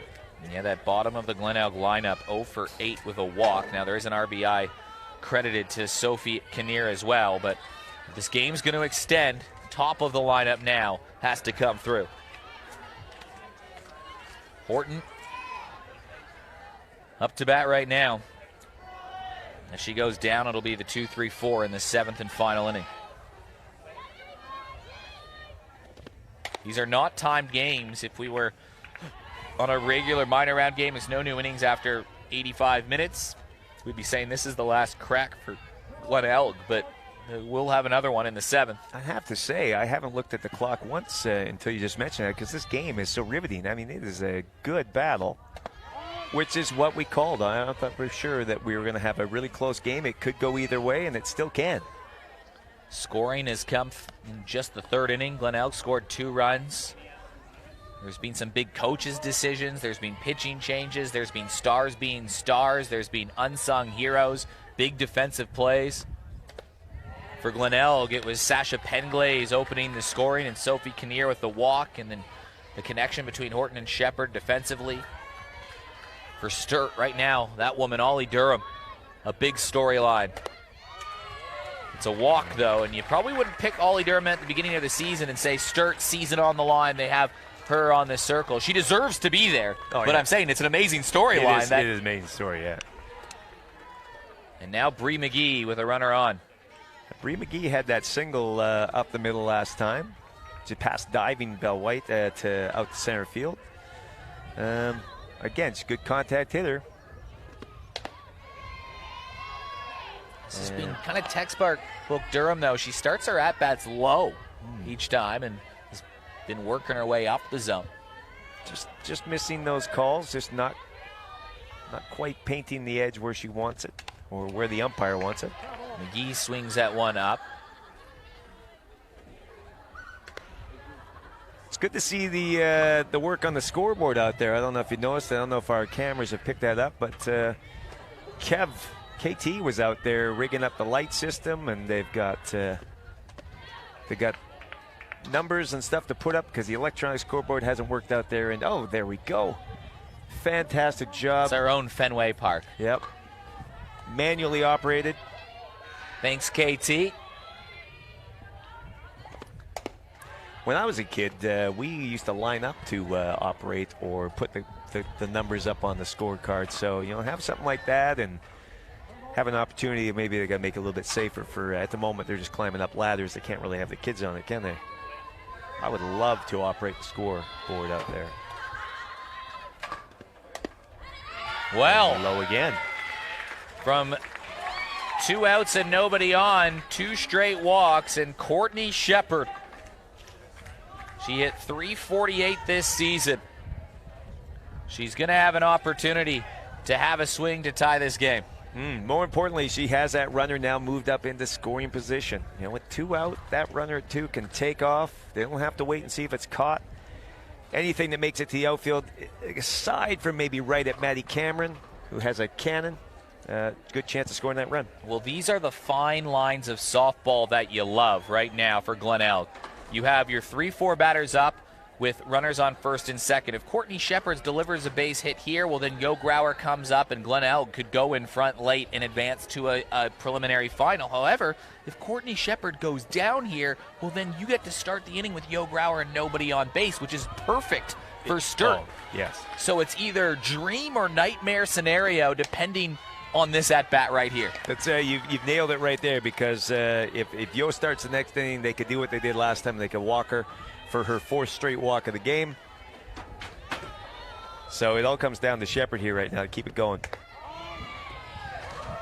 Looks like a good pitch to swing it, but just a little bit outside, for Courtney. She flinched at it, but didn't offer. Very favorable count here for Ollie Durham, the under-16 star trying to get out of a jam. It's in the dirt. Going to say that Tonkin and obviously Sturt's ideal is to keep that ball down and stop them from hitting something up in the air. And good credit to Sarah Tonkin getting behind those pitches. This is chopped right back to Durham. She'll make the play to first. She gets in a little bit of trouble, but gets out of a jam. And Sturt are just 3 outs away from advancing to the prelim. Wow. Yeah, that was the moment for them there. They really wanted to come through. Didn't work out. Ollie Durham kept her nerve and then threw across, made that out. Well, Yo Grauer will trot back out in the circle. It'll be the 7, 8, 9 batters here for Sturt. Just trying to keep them in with a fight. This is the comeback Rebels. All year long, they've been feisty to the end. They've battled in this one as well. Yeah, most definitely. Like we said, even if they walk Grauer coming up in the 7th, that puts a runner on. That gives them options to move them over with a bunt. If they can keep the runs to just this 1-run lead and get 3 outs here, it'll put them in good contention to actually play that small ball game. Again, Sasha Penguins laid down the sack bunt last time successfully. They do it again, but then it's going to fall to the 6, 7, 8, and down into your 7, 8, 9. Someone's going to have to come up with a hit. Someone going to have to come up with something. But before they do that, they have to get through this 7, 8, 9 part of the lineup, where then, well, we'll see. I don't know. Slade have Adams. Yeah, might have a hitter for Adams. I'm just looking. Ollie Durham is on deck. Yeah, so Durham will. And will bat. I was wondering if Mensforth would be the option. Yeah. Well, they have an option. They could bat for and then re-enter, but looks like they got her in the on-deck circle. They may make a decision based on what happens here now with Abby Weir. She gets on. Who's your better bunter? Yeah.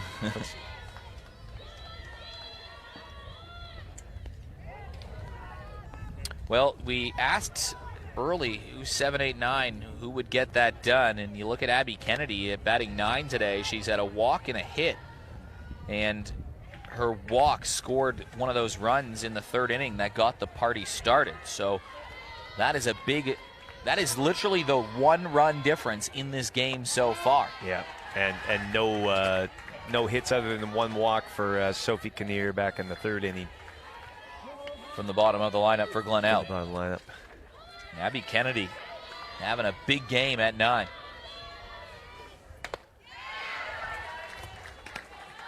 Grauer gets the swinging strike on Abby Weir. Big swing there for Abby. At this point now, she just should be looking to make contact, get this ball. Sun in the eyes of the defense. You can see shielding their eyes again. And it's a strikeout for Grauer. She gave up those 3 runs coming into the game in the 3rd, and since then has been pretty cruisy. Only just a couple hits. Right on the outside edge. Nice pitch. 3rd strikeout for Grauer. You saw in the C-Max replay. Durham up to bat. Once it straight back. Yeah, tried the running bunt there. Let her bat drop a little low and got under it. Yeah. Be a good time to push that bunt towards Gemma Cochran at first in her first game returning. You know, is she ready? But she's creeping in now. Showing bunt again. And Grauer just goes upstairs and powers one by the 15-year-old.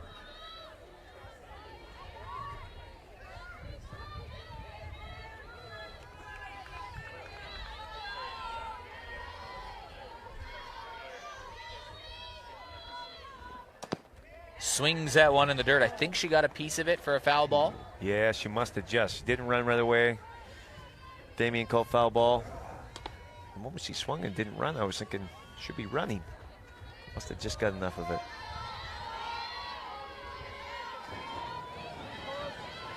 Hard to say on that replay.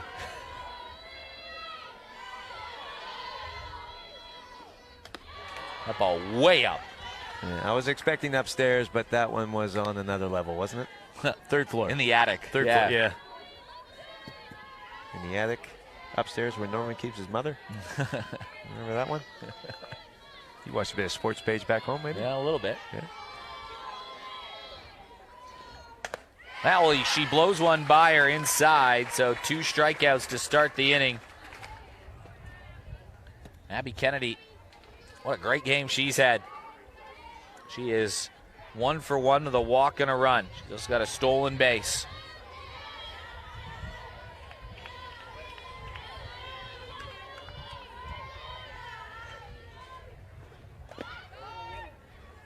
Yeah, Grauer and Glenelg will be looking for a clean slate here. Be nice to get that 1, 2, 3 inning and have another crack at it. Sturt and Abby Kennedy have other ideas, wanting to keep this inning going.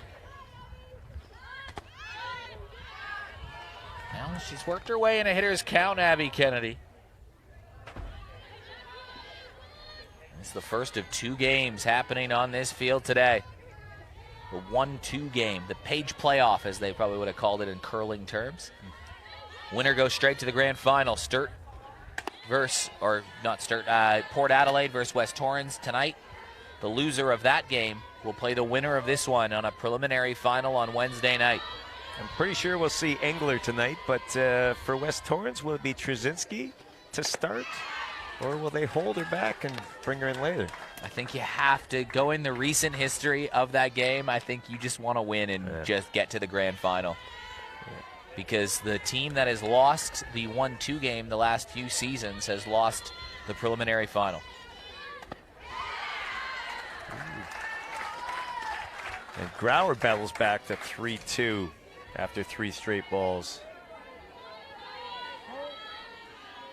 The award winner is going to be determined tomorrow night as well. Big week of softball. Grauer the pitch, fouled away. You there tomorrow night, Eric? I will not be there tomorrow night, but I'll be watching closely. Going to be anxiously wanting to see who wins the Cath Coral medal. Belle White would be in the mix. Steph Trzynski might be in the mix as well. Maddie Cameron floating in there. Too close to call. It's going to be tight, I think. I think it's going to be 1 or 2 votes that will separate the winners again. Yeah, it's going to be a tough one. Tough one to pick. A lot of deserving players in the running, most definitely. Hard on Sturt because Belle White's had the great year, but so has Maddie Cameron and Sarah Tonkin. So do they take votes off each other? Do they? Swing and a miss. Abby Kennedy down. Joe Grauer. Yo strikes out the side. Keeps Glenelg in with a chance going to the 7th inning, and it'll be last chance to dance for the Rebels. Well, it took a while, an 8-pitch at bat, but finally got her swinging with the down ball there. And they get their clean sweep, and now they're back to the 7th and their last chance. Like you said there, Eric, sorry.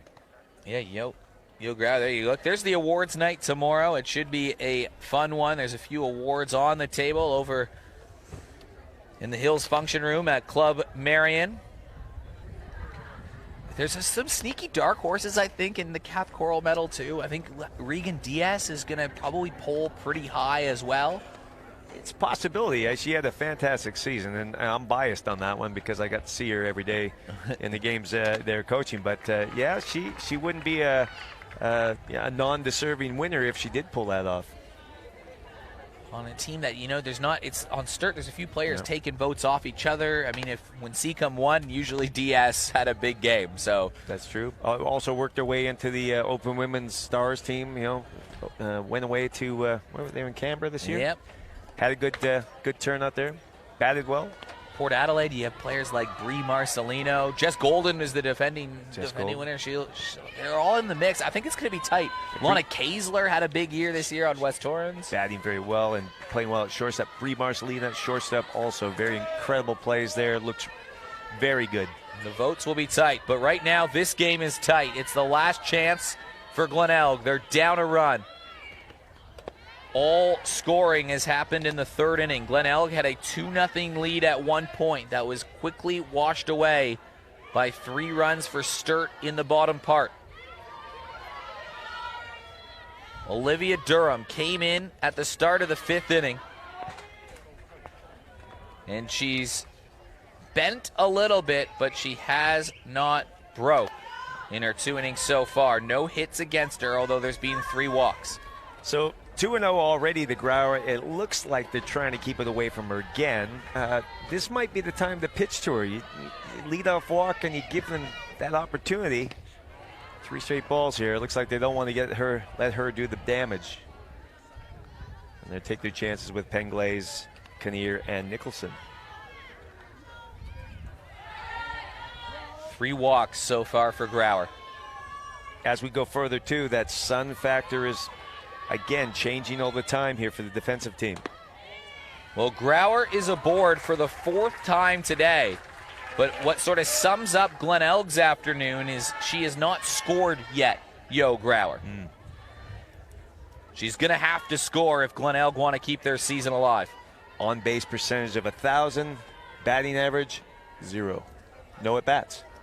No at-bats. No at-bats.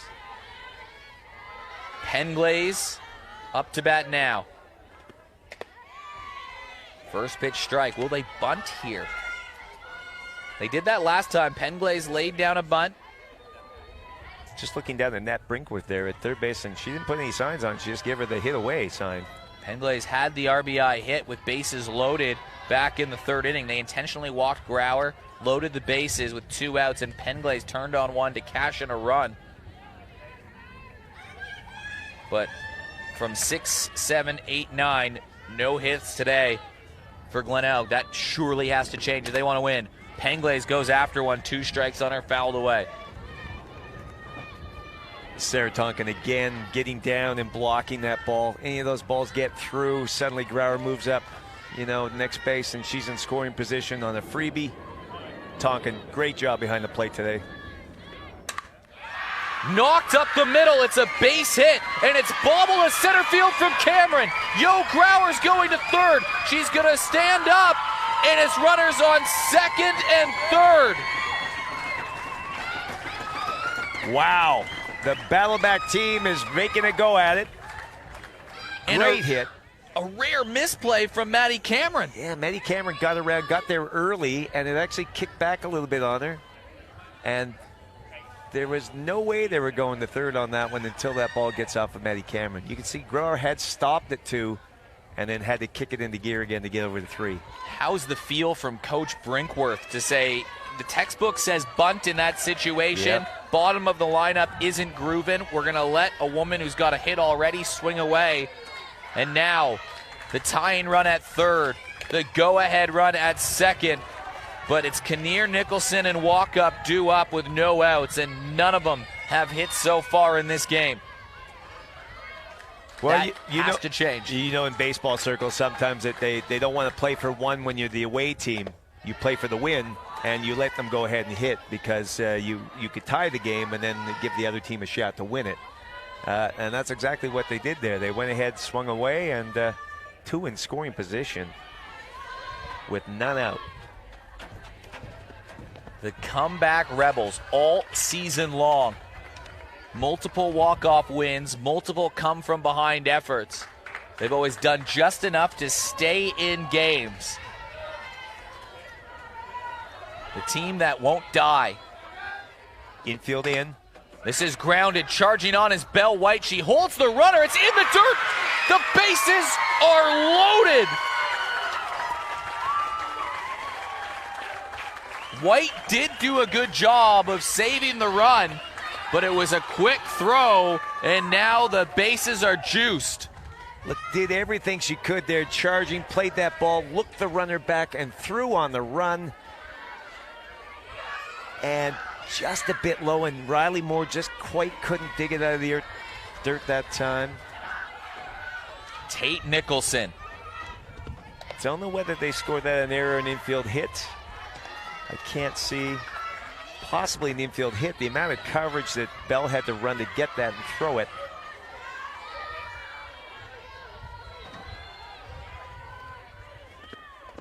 Ball in the dirt, and this is where, as you said, Bill, the blocking ability of Sarah Tonkin is at a premium right now.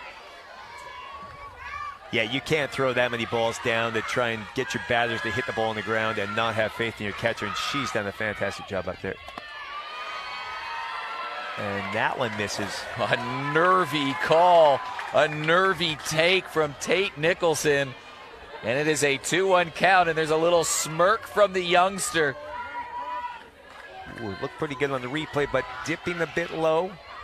A couple high school students going at each other. Durham to Nicholson. Nicholson to right field. She's tied the game. She's out at first, but Glenelg will trade that off because Tate Nicholson has come up roses. How about that? That's a fantastic piece of hitting by Tate to put the ball to the right side. Anyway, putting it on the right side, got a chance to score that run. She gets thrown out at one by a great play by Abby Kennedy. We saw her try it earlier. And even though she's thrown out at one there, look at the smile on Tate's face knowing that she drove in that tying run. Comes off, high fives. And that leadoff walk to Grauer is the tying run. And I don't know if that was scored an infield hit or not with Sasha Penglaze. If it wasn't, that would be the first hit of the game. Oh, no, it wasn't a hit even. No, it wasn't even a hit. We expected, but it was a 9-3. It was a 9-3. Wasn't even a hit, but it was in the outfield. Yeah, the rare 9-3 RBI putout. That's right. There you go. To tie the game up at 3, and there's still 2 runners in scoring position. I just love everything about that hit to the right side with the runner on 3. It gives them a better shot at scoring. Even if it's grounded out to first base or second, it's a tougher play. And tougher to run the double play or any of that stuff on if you wanted to attempt that. Well, the bottom of the lineup has come to life here for Glenelg with their season on the line, and the comeback Rebels have done it again. But can they hit the front is the question. They might need to, knowing that due up is Tonkin, and White. Yeah. They're going to need, needless to say, more than 3 runs. Now, Sophie Warkup, you got her at 1 for 15. Not had much success here batting. Today she's put the ball in play twice. And more importantly, Gemma Cochran, who's on deck, her last at bat was a solid fly to center field, not the little dribblers we saw early. Walk up, down on strikes. That's a nervy pitch from the 15-year-old Olivia Durham. And there are now 2 outs. And Gemma Cochran, who has made a remarkable return to the lineup in time for finals, has the go-ahead run at third, but she needs a base hit to score the run. Yep. Soft tapper to third, first time up. Rolled over towards third. It's got to be played by Weir across the diamond. It is. It could have been more, but Glenelg get enough to tie the game going to the bottom of the last. But an opportunity, 7-8-9, couldn't find the hit, although Tate Nicholson had the RBI. Yep. Well, Tate came through, and there you go. It's the tail of 7-8-9, and that was a great piece of hitting to score that tie run. Now the pressure switches back, well, to both teams equally here. You know, Sturt, nothing to lose to go for the win here. Glenelg's got to hold them, and after that, we're extra innings. So it'll be Yo Grauer versus Sarah Tonkin, Rachel Tonkin, and Belle White. Belle White is 3 for 3 today. Sarah Tonkin, who hit .470 in the season, is a rare 0 for 3, although one of them was a bunt. Tonkin 1 for 3. This is getting dicey here. You can see the scoreboard in right field. Glenelg scored 2 in the third. Sturt responded instantly with this part of the lineup, driving in 3 runs. Belle White had the RBI double. Maddie Cameron an RBI double as well to make it 3-2. And then in the top of the last, Glenelg clinging to life support, tie the game. The battle back team they have, but you're in a situation here where if Sarah Tonkin can get on here, her sister is very good at bunting. Rachel can put the ball down, and the Falcons have 1 run to play for. They get that 1 run, it's over. Sarah Tonkin, first pitch swing, charging on is Sasha Penglay. She makes the play, 1 down. And Bill, you have to look back to the last time Belle White was on base in the 5th inning. It was Horton throwing her out to Shepard at third as Belle White tried to steal third. That ended up saving for sure 1, maybe 2 runs because Riley Moore on the next pitch bashed 1 to center field. Yeah, that's looming large right now, isn't it? Rachel Tonkin. Huge at-bat for Yo Grauer to make sure Belle White has nobody on base.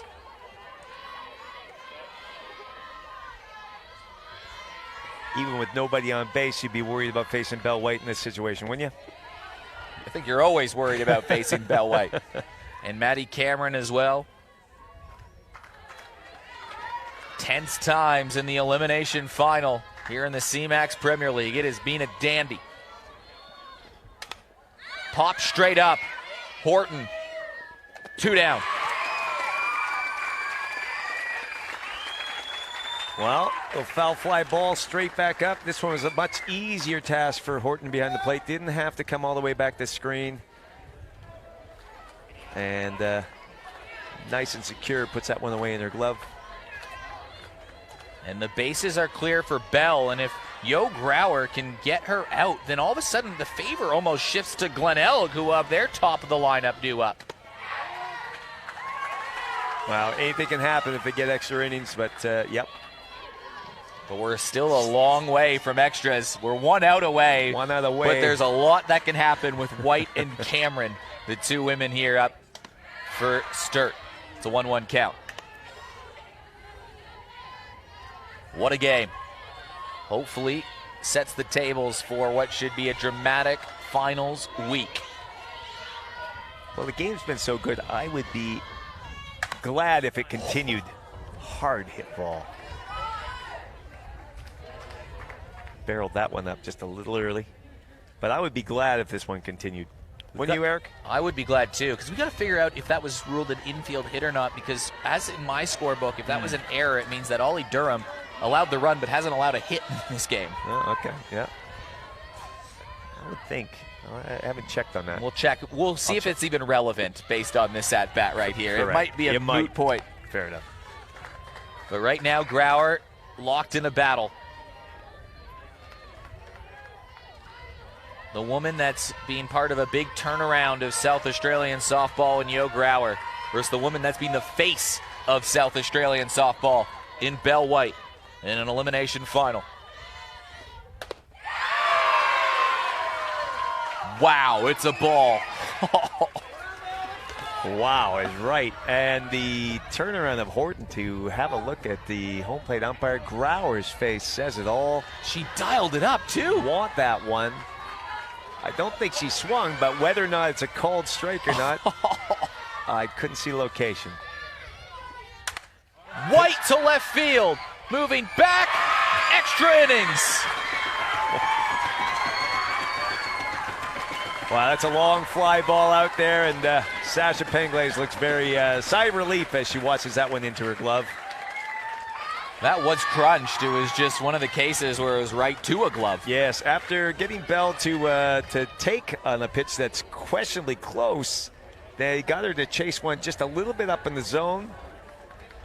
Now, up in the zone can also be danger because that ball could carry a little bit more if the batter gets, but just missed it. And so Sturt in the minor rounds tied for second on wins and runs allowed, which is the first tiebreaker, and they lost on the second tiebreaker to be pushed from second into third place and play in the third, fourth game, which is what they're in now. And in the third, fourth game, after a tiebreaker in the regular season, it's another tiebreaker that they have to go to here. Another tiebreaker. It's amazing. Now, Gemma Cochran was the last out last time. Whether they have a runner come in for her, they've got Cochran has the helmet on. And this is where it gets interesting because base runners will start on the paths in extra innings in these tiebreak rules. They'll be starting at second base. The general rule of thumb is you're looking to bunt that runner over. You know, you're sacrificing that, but get that runner all the way to 3, and then anything can happen after that. Some coaches may go aggressive, like we saw already. They were swinging in what would have been a bunt situation last inning, and successful as Sasha Penglaze, instead of bunting when Yo Grauer got on, hit the single, which turned into an extra base error and moved them both over to scoring position. Does the fairy tale season for Glenelg continue? Or do a powerhouse of the last ever end their hopes? Top of the order here for Glenelg, which puts them in, like you said, really kind of switches the power their way, doesn't it? And Maddie Cameron, though, leading things off for Sturt, which is a big tick in the box of Sturt as well. Yes. So Gemma Cochran is heading out to second base. Yep. And Bell White will be the runner, which is also a good runner to have in that situation. And they've re-entered Zali Adams. So Zolly Adams, a player maybe with a little bit more experience than Ollie Durham in these moments. So Zolly started this game. Again, Ollie pitched a good chunk and played a good chunk of the B-grade game beforehand. Maybe just starting to run out of gas a bit. Zolly's had time to recharge. Pitched the first 4 innings of the game, Zolly Adams. Allowed the 2 runs back in the third, but it all started with a bit of a miscue at second that led to those runs. Horton knocks one away, foul. And they're swinging away. Again, they're not looking to play the small game here. Well, you probably have your most powerful batter in Sydney Horton up to bat, other than Yo Grauer. Again, that sun factor getting worse now. Maddie Cameron has her glove up in front of her in center field, making visibility tough. What a pitch from Zolly Adams on the changeup.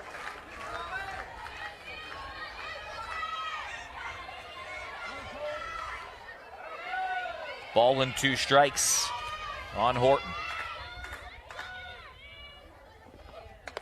There's a great softball hush going around the diamonds right now. There's a lot of cheers from the crowd. And then as soon as, it's just an Adelaide thing, I think it's the same in baseball. As soon as that pitch is about to be thrown, it's a hush. Yep, so quiet. Horton to right field. Abby Kennedy, who's had a heck of a game at right field defensively and with the bat. She'd be in contention for the C-Max player of the game, Abby Kennedy. Horton fouling off a changeup again, second changeup in that at bat. Zolly confident to throw it.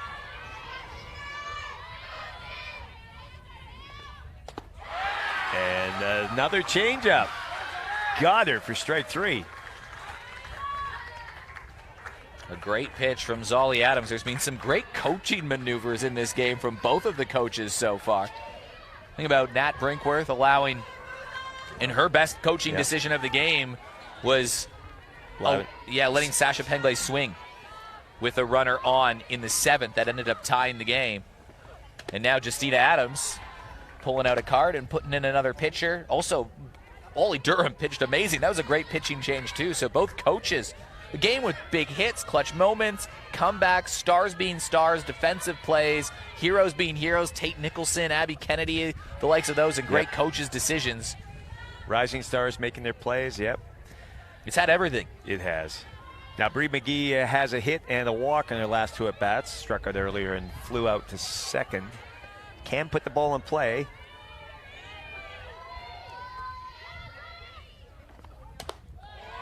And McGee takes a pitch on the outside edge. 3 balls and no strikes. Don't let it get to Grauer is what you'd probably be thinking if you are Sturt. You need that 1, 2, 3 inning. Yeah, you want to come after Bree McGee here. It's still a good hitter, but you want to put the pressure on her and not get the Shepherd with 2 on and get the Grauer with more than 1 on. Knocked to second. Scooped up by Tonkin. It is an out. It does advance the runner to third. Now Courtney Shepherd up to bat. She's 1 for 3 on the day with a walk. Can she put Glenelg in front, or will Sturt be in commanding position with Maddie Cameron coming up to bat? So you go back and look, and you don't want to second guess, but by not bunting the runner over to 3 there, if they had bunted her over, that ground ball to second possibly scores that run from 3. But don't count them out. And a swing right to White. It's a 1, 2, 3 inning on the pitching change from Zolly Adams. It takes the bat out of the hand of Yo Grauer. And now Sturt will have the winning run in scoring position to start this inning. Well, it's just where they were last inning, needing 1 run to win. The difference is that 1 run is 2 bases up the line. Well, Bill, I mean, you mentioned that do you play to the situation or do you play to the player? It's that old coach's challenge here, because Sydney Horton's certainly one of the best pitchers. You can't blame Nat Brinkworth for saying, hey, go swing here, we need the run. So, well, the situation says bunt. Now, it's the same thing here. You have Belle White on second. Now, coming up to bat is Maddie Cameron. She's hitting .446 this year. She has an RBI in this game already, and she led the competition and runs batted in this year. Play to the situation, not the player, right? Situation says bunt, but the player says swing. So what do you do? Yeah, well, it's going to come down to, again, their confidence in Maddie Cameron getting this bunt down. You know, as a coach, when you're going through your hitting and doing your practice and things like that, some players are very suited to bunting, are very good at it, commit to it. Some are not. And whether or not Maddie Cameron is that's going to be what Justine Adams got to figure out. So what's your mathematical best chance? Is it Maddie Cameron bunting and having a runner on third and then Moore and Hutchinson having a chance? Or is it Maddie Cameron swinging away, trying to win it there with the bottom part of the lineup, which Riley Moore, though, she's a dangerous hitter. She's hitting .375 on the year, but once it gets below that, the numbers start to drop. And don't forget, you can go a little bit out the window here and show bunt. Now they're going to put her on right away. And you can show bunt here now and steal. That's another thing you can do. But I completely forgot about, but that's the right call because Maddie Cameron doesn't matter. Yeah. The runner on second matters. Maddie Cameron doesn't matter. You can't win the game 5-3 on the walk-off here. It's going to be 4-3 in the book. Correct. And that's the right call in this play. Now they got to force it every base, but they've got Riley Moore to contend with. Now do you bunt with Riley Moore and put runner on second and third and advance the runner to third? Or is it too risky? Well, I think you do. I think you do.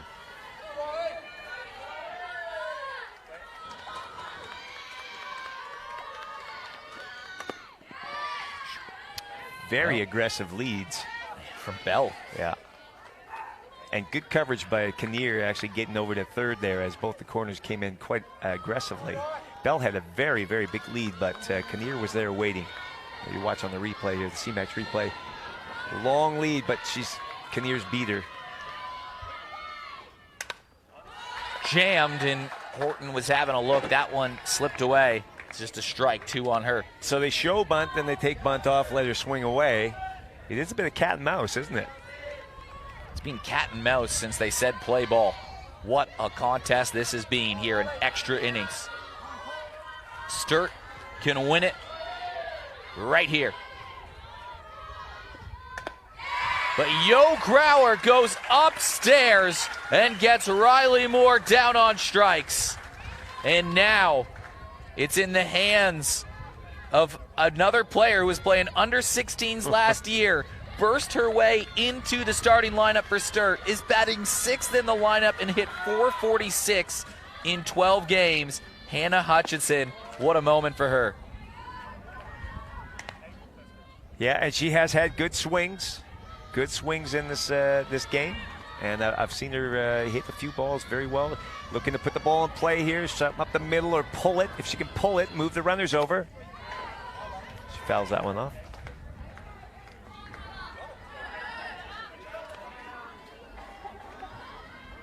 Tense moments at the ballpark.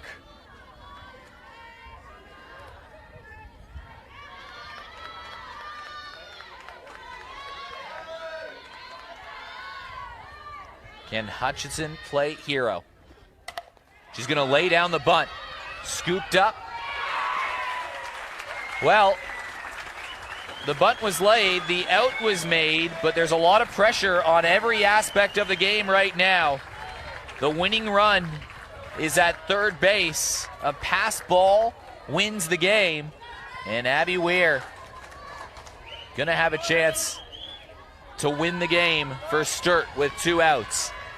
2 outs. The pitch to Abby Weir. You got Zali Adams on deck.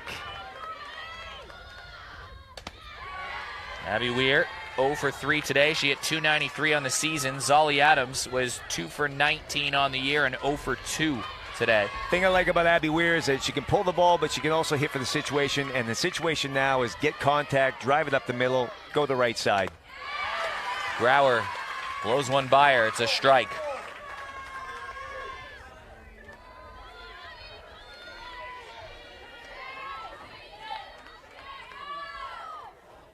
Just taking time to recollect her thoughts there.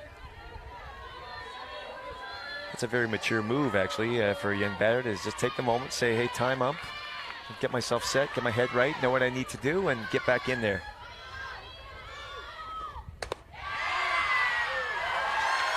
Two strikes, and the ball gets away on the throwback, and Belle White was just a little bit too far, and oh my goodness, a bit of a miscue on the throw almost cost Glenelg their season. And Joe, you can see Yo Grauer takes a deep breath too with a sigh of relief. That ball thrown back a little high, and Belle had already just put her head down as she walked back to the base. This is jammed over towards third base. Will it fall? Diving to make the catch! We play on! An unbelievable play forces another extra inning. Wow, you can hear the noise behind us now. Everybody's getting behind that, holding their breath on the pitch, but then once the action happens, exploding. Jammed her a bit.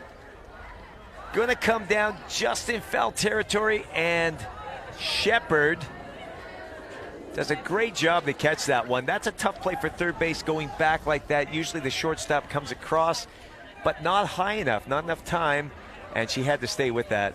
And she wasn't the starting third base to start the year. That was Gemma Cochran's spot. Now it becomes interesting because, Bill, I mean, we thought that, you know, on reflection, it was the absolute right call to walk Maddie Cameron because the run didn't matter. Yeah. But Yo Grauer, she's up to bat to lead things off. There's going to be a runner on second. That run does matter if you put her on base. Correct. It's not just one run to win it now. If they score two, now you're chasing game still goes on no matter what. That's right. So, and again, it's that same question that I asked you before with Maddie Cameron. The situation says bunt, but the player says swing away. So what do you choose, situation or player? You got to know your players, and you got to go by your gut here in this case. And the player is part of the situation. That is correct. And look, I would say that, and they're putting Grauer on now as we speak, so she's heading down to first base. And again, that matters. So Yo Grauer has been on five times today. 3 walks, 2 intentional walks. So, walk, intentional, walk, intentional for Yo Grauer today. Well, now Penglay's coming up to bat, has been able to do both. She can bunt, she has sack bunt, and she has hit away and got the single when they had runner in scoring position. I say you got to bunt in this situation. RBI single in the third, and then that hit that forced the situation, and she swings first pitch. Abby Kennedy was having a look. And look, don't ask me about anything anymore because it's all out the window here in this game. And the coaches have made some great moves, bold both of choices, them. You think about the move back to Zolly Adams. That was great for Justina Adams in the 8th to get her in this situation. Nat Brinkworth, the way she navigated that last half, too. Yep. Both coaches are having a good one. And this time showing bunt and missed to go 0-2. Now, do you bunt with 2 strikes? And in some cases, coaches would say, yes, we can trust her here. Let's do this.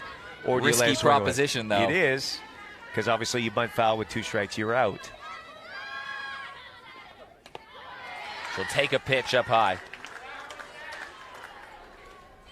2 for 4, though, today for Sasha Penglis. Yep. Hey, she's been a good player today. She's made some good plays out in left field and put the ball in play. See what happens. Penglis puts another ball in play. Maddie Cameron's got to fight the sun. She makes the play. Mensforth was charging on as well. It's 1 down. Well, now one of Sophie Kinnear or Tate Nicholson is going to have to come up with a base hit. Almost a collision there. They actually touched after that catch, but good catch by Maddie Cameron. No chance to advance by the runners. Now you've lost you've lost 1 out, and you haven't advanced the runners. How's the nerve of Zolly Adams? Grounded over, it takes a funny bounce and it gets through. The runner is being sent home. Here's the throw. There's no play at the plate. Glenelg are in front. And you can see the shaking of the cameras as everybody's banging and going crazy here. Just chops it to the right side, off the glove and past the glove of Rachel Tompkin, who is coming across to cover. It was almost a double doink. Did that go off 2 different gloves? I don't think it went off of Rachel's, but it definitely went off of Riley's. And you can see when Shepard gets the 3, she's ready to stop, but she gets waved home, slides in safely. The comeback queens do it again. They were down 3-2. They scored in the 7th to force extras and now have taken the lead in the 2nd extra inning. Tate Nicholson has an RBI. It wasn't a hit, but she drove one to right field, and it was a 9-3 putout, but that was the one that tied the game, Tate Nicholson. And now you got Grauer at third, and you've got Kinnear at first. You got a 1-3 with 1 out. Well, this is where the intentional walk of Grauer could be costly. Yes, you're right. As you said, that run counts. And by not pitching to her and putting her on, that's right. And the intentional walk of Grauer was costly in the 3rd inning as well. Grauer has not had an at-bat in this game. Now, a sac fly here will score, but the outfield is in quite shallow. Very, very brave to take that pitch with that situation. And you feel for Zolly Adams here, too, because that wasn't a hard-hit ball. She has come in and held her nerve amazingly so far, Zolly Adams. Yep. But you get the ball in play, anything can happen, right, Eric? Especially in the sun right now. Yeah. And they're all shielding their eyes. You can see Riley Moore at first base, glove up. Makes it hard to get a jump on even plays like that into foul territory. Still just one out. 1-3 split, and a fly ball could be enough to score. A ground ball to the right spot could be enough to score, and I think Brinkworth will be aggressive with Grauer. That ball in the dirt could also score a run. That time Tonkin blocks it. Great block by Tonkin. Infield is up, outfield is up. They're looking to play this now. Danger here, if Nicholson gets this one over the outfield, that's going to cash in several runs.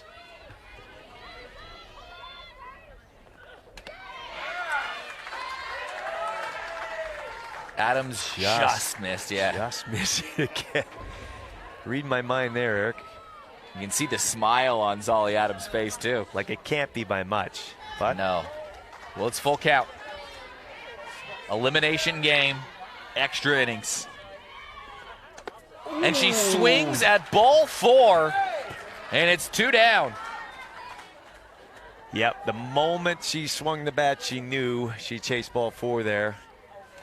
Well, Sophie Walkup has had 1 hit all season in her 9 games played. She's 0 for 4 today. Wouldn't this be a nice time for a second? She's had some good at-bats, Sophie Walkup. Even the strikeout, she struck out looking, but it was deep in the count. Yep. Flew to 8, flew out to center, and also had a ground ball to Rachel Tonkin. Yeah, and a shortstop at one point, too. So 3 times in play. 4-3, 6-3, fly out, and a strikeout. Right.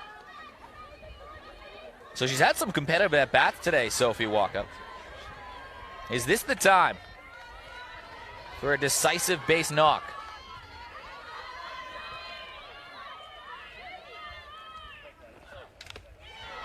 Fouled right back. Tonkin holding on to that foul tip.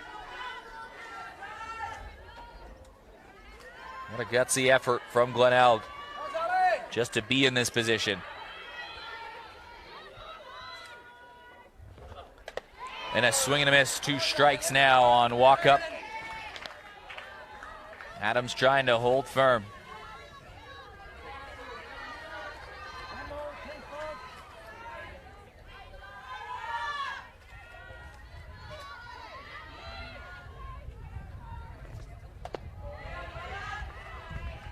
Well, the ball down low. She's trying to go off speed again. That changeup's been dangerous from Zolly Adams all day.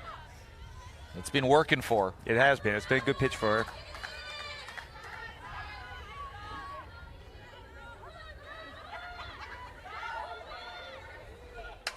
Grounded up the middle. Adams played cleanly, makes the play.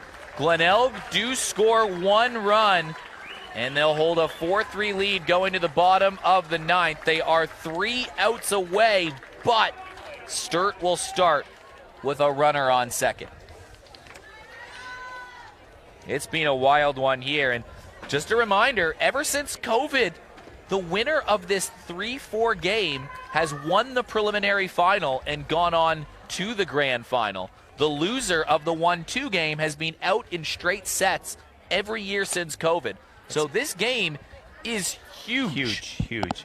That's an amazing stat that that's what has happened. But like I said, you lose this game or you lose that other game and you feel a little bit down, and you come into the next one with the winner of this game feels up, anything can happen. Grauer now pitching into her 7th inning. She came on in the 3rd with a runner on first and nobody out, and has pitched ever since then.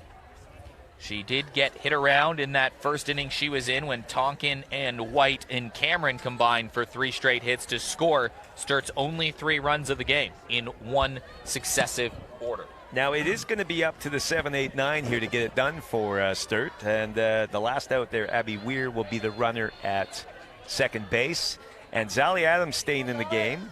will be the can't re-enter her again. So if they bunt for her here, they'd have to go to someone else. So she's staying in. Abby Kennedy, who has been a monstrous player in this game, is also due up. Now this is a dead set bunt situation for me. And it is. It's popped straight up, though. And it's made by Horton. That's disaster for Sturt.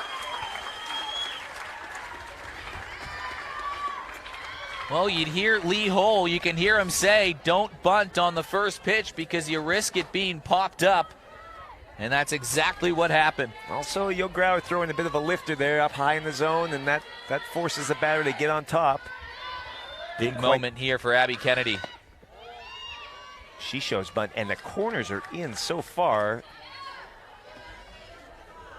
They're like they're having a conference at home plate. Sarah Tonkin due up after this. One of their big four at the top of the lineup will get a crack at it. She's showing bunt again, Kennedy. Now that could be a tactic, and also Kennedy is good at running bunt. She's fast. She is fast. But that also could be to draw in the infield, draw them in now and try and slap it past them. We'll see. She was definitely bunting on that one.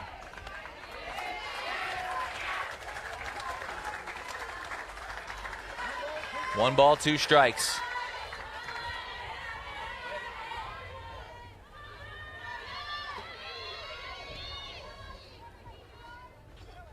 Swing and a miss. Sturt are down to a final out, but the tying run remains in scoring position. And Sarah Tonkin, who is 0 for 4 on the day, a rare game without a hit after hitting .470 during the season. Now, here's the dangerous question is, do you put Sarah Tonkin on and face Rachel Tonkin? But that's risky because that run also matters, because then you'd be flirting with the chance that Belle White could win it. Correct. I don't think you can do it. I think you have to let Sarah Tonkin just swing away here. You got to go after Sarah here and not put her on. You might pitch her a little bit dangerous or carefully and try and make, keep your danger down and let her just chase a pitch that's not in the zone. Here we go. First pitch strike from Grauer. The outside edge. I wouldn't give her anything in here because she can pull the ball. That's where she likes to hit it. But she gets this ball in play. She's fast and she can beat out one of those close ones. Infield now has moved back. Regulation.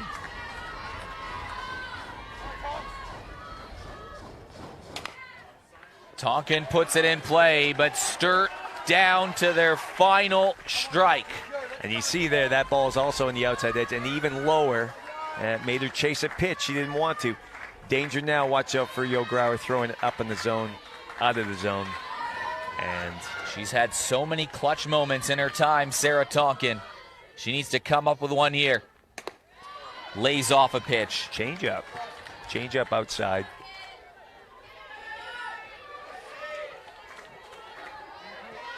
Could be Grauer just showing the pitch here now to come back with the kill. Wow, Tonkin by a whisker keeps Sturt's season alive, and that smile says she knows it. Yeah, absolutely. Grauer's come back with that lifter designed to strike her out. Tonkin gets enough of it to stay alive. She's still fighting.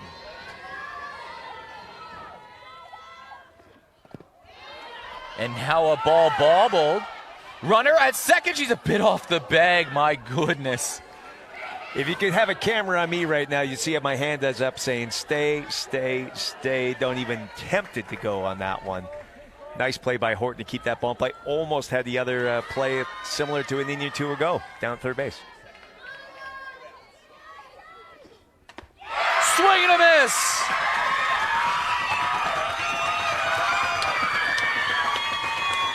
The comeback queens strike again, and they'll play on Wednesday in the prelim. Wow, battle back, battle back, battle back. You can never count them out. There's their faithful fans up there making all that noise. And the hugs and the joy you can see in that picture right there. They've done it all year long, Eric, and they've done it with a changing lineup from week to week. Amazing, amazing. Well, just so many gutsy moments you can think of now that you know Glenelg have won. You look back to the 5th inning as they're going to salute the fans. Yep. But you look back at the 5th inning, Horton, that throw to Shepard, that tagged Bell White at third, then there was a hit on the next at bat that would have scored 1 or 2 runs. We're not even in extras. Yeah. Think back to the 7th Bill Benedictson, where it was a kid, a high schooler in Tate Nicholson, that slashed one to right field that tied the game. You needed the bottom of the lineup to step up. 7 got it done, and in an extra innings, it was a ball put in play from Sophie Kinnear, which caused all kinds of chaos to score the run, and Yo Grauer standing firm after allowing 3 runs in the 3rd. Absolutely. Tate to be so happy on a throw out. She got thrown out at first base and scored that run to keep it going. Classic at bat and classic game. Again, I'll double down on my... Well, here's a look at some of the highlights from the game. And this is our Sports Center moment, Bill Benedictson. I don't know, you can be on right or Tool. I don't know what we want to do. Either way, that was a great catch from Yo Grauer early in the game. But there was that walk, the bases loaded walk, made it 2-0 for Glenelg, and that intentional base on balls came back to kill him. But Sturt responded. Bell White with a 2 RBI double tied the game as soon as you could say hello once Glenelg made it. And then Maddie Cameron, I mean, this was another booming shot that gave him the lead. Oh, bang. She hits that one hard. And like I said, a 2-0 count, perfect situation. Does what she does well. But then it sort of became like a pitchers and defensive duel all throughout the middle inning. Ollie Durham came in the game. She was brilliant. I mean, Sturt were pressuring. You can see this play right here. Yo Grauer in this situation, there was runners on first and second, nobody out. Then 2 outs here. Ollie Durham gets a strikeout to end the inning. And then this play. Yeah, that big play there. Again, that is so close. They ended up saving a run here, too, because Bell White called out. The next batter, Riley Moore, comes up to bat, slashes one to center field. It would have been the run that would have meant no extra innings at all. Meanwhile, Yo Grauer was mowing batters down, found her groove, and then finally, with some pressure, a ball hit to the outfield that was just bobbled a little bit before Tate Nicholson eventually could tie it up. But that was a big play from Sasha Penglaze to keep swinging. And a key moment there that the coach, Snapper, decides just to let her swing away and not bunt in that play, and it pays off for him. And it allowed Tate Nicholson, she was out on this play. It wasn't a hit, but it very much was a hit to right field that tied the game in the 7th. And then Bell White tried to go boom. Neither team could score in the 8th. And, there were some big moments, including that diving catch that forced the 9th inning. It was just big defensive plays all along. It was just all guts and glory here from Glenelg, the comeback queens, and this was the winning run off of one glove, under another. Ball rolls through the outfield, and that was the difference maker before Grauer could strike out Tonkin to end the game. Well, look, for a final game like that and to have it all happen, go extra innings, I think we've all got our money's worth there. In an exciting ball game, both teams should hold their head high. They both battled well. They both played well. Somebody's got to win. Somebody's got to lose, Eric. And today, the Battleback Rebels are your winners. Give me a C-Max player of the game from your eyes, Bill Benedictson. It's a tough one to pick. I've got a couple in mind. Well, I'll pick whatever one you don't go. We'll go from Glenelg because they won. And I was going to say you're going to have to focus on Glenelg because they're the winning team. Geez, that's tough. Sasha Penglaze, a couple of hits and a couple of good plays. Yo Grauer shuts the door a little bit on him. I can't pick it. There. I'm going to say who drove in that last winning run. Yeah, Sophie Kinnear. I'm going Yo Grauer for this reason. One, she was unbelievable those last 5 innings to shut the door, but also Yo went walk with 2 intentional base on balls in the middle. And it's not that Yo could be effective with the bat because they took it out of her hands, but it was the respect that she commanded that caused chaos, right? She got Sturt thinking and doing crazy things. The intentional base on balls in the 3rd to Grauer, because she was just Yo Grauer, caused a run. Then she was walked again on a 4-pitch walk in the 7th. That was the tying run. And then she went 2 scoreless innings and extras. Grauer was there, but Penglaze was going to be my number 2 because Grauer was walked, so they needed somebody to move her around, and Penglaze did that. quality hits in quality situations. Right? So one of those two. You make a good argument there. Shepard as well, the tag at third, the catch at third. It was a gutsy effort. Wow, yeah, Maybe Nat Brinkworth with some brilliant coaching decisions gets the player of the game honor too. I doubled down on her as a leading contender for Coach of the Year this year. Well, Eric Ballner, Bill Benedictson, we are saying goodbye. In about 40 minutes' time, you can catch the 1-2 game. Who goes to the grand final? Who will play Glenelg on Wednesday night? So you'll hear from me probably on Wednesday night, but I'll sit back and watch this next one on Spacequake Sports. Thanks for joining in.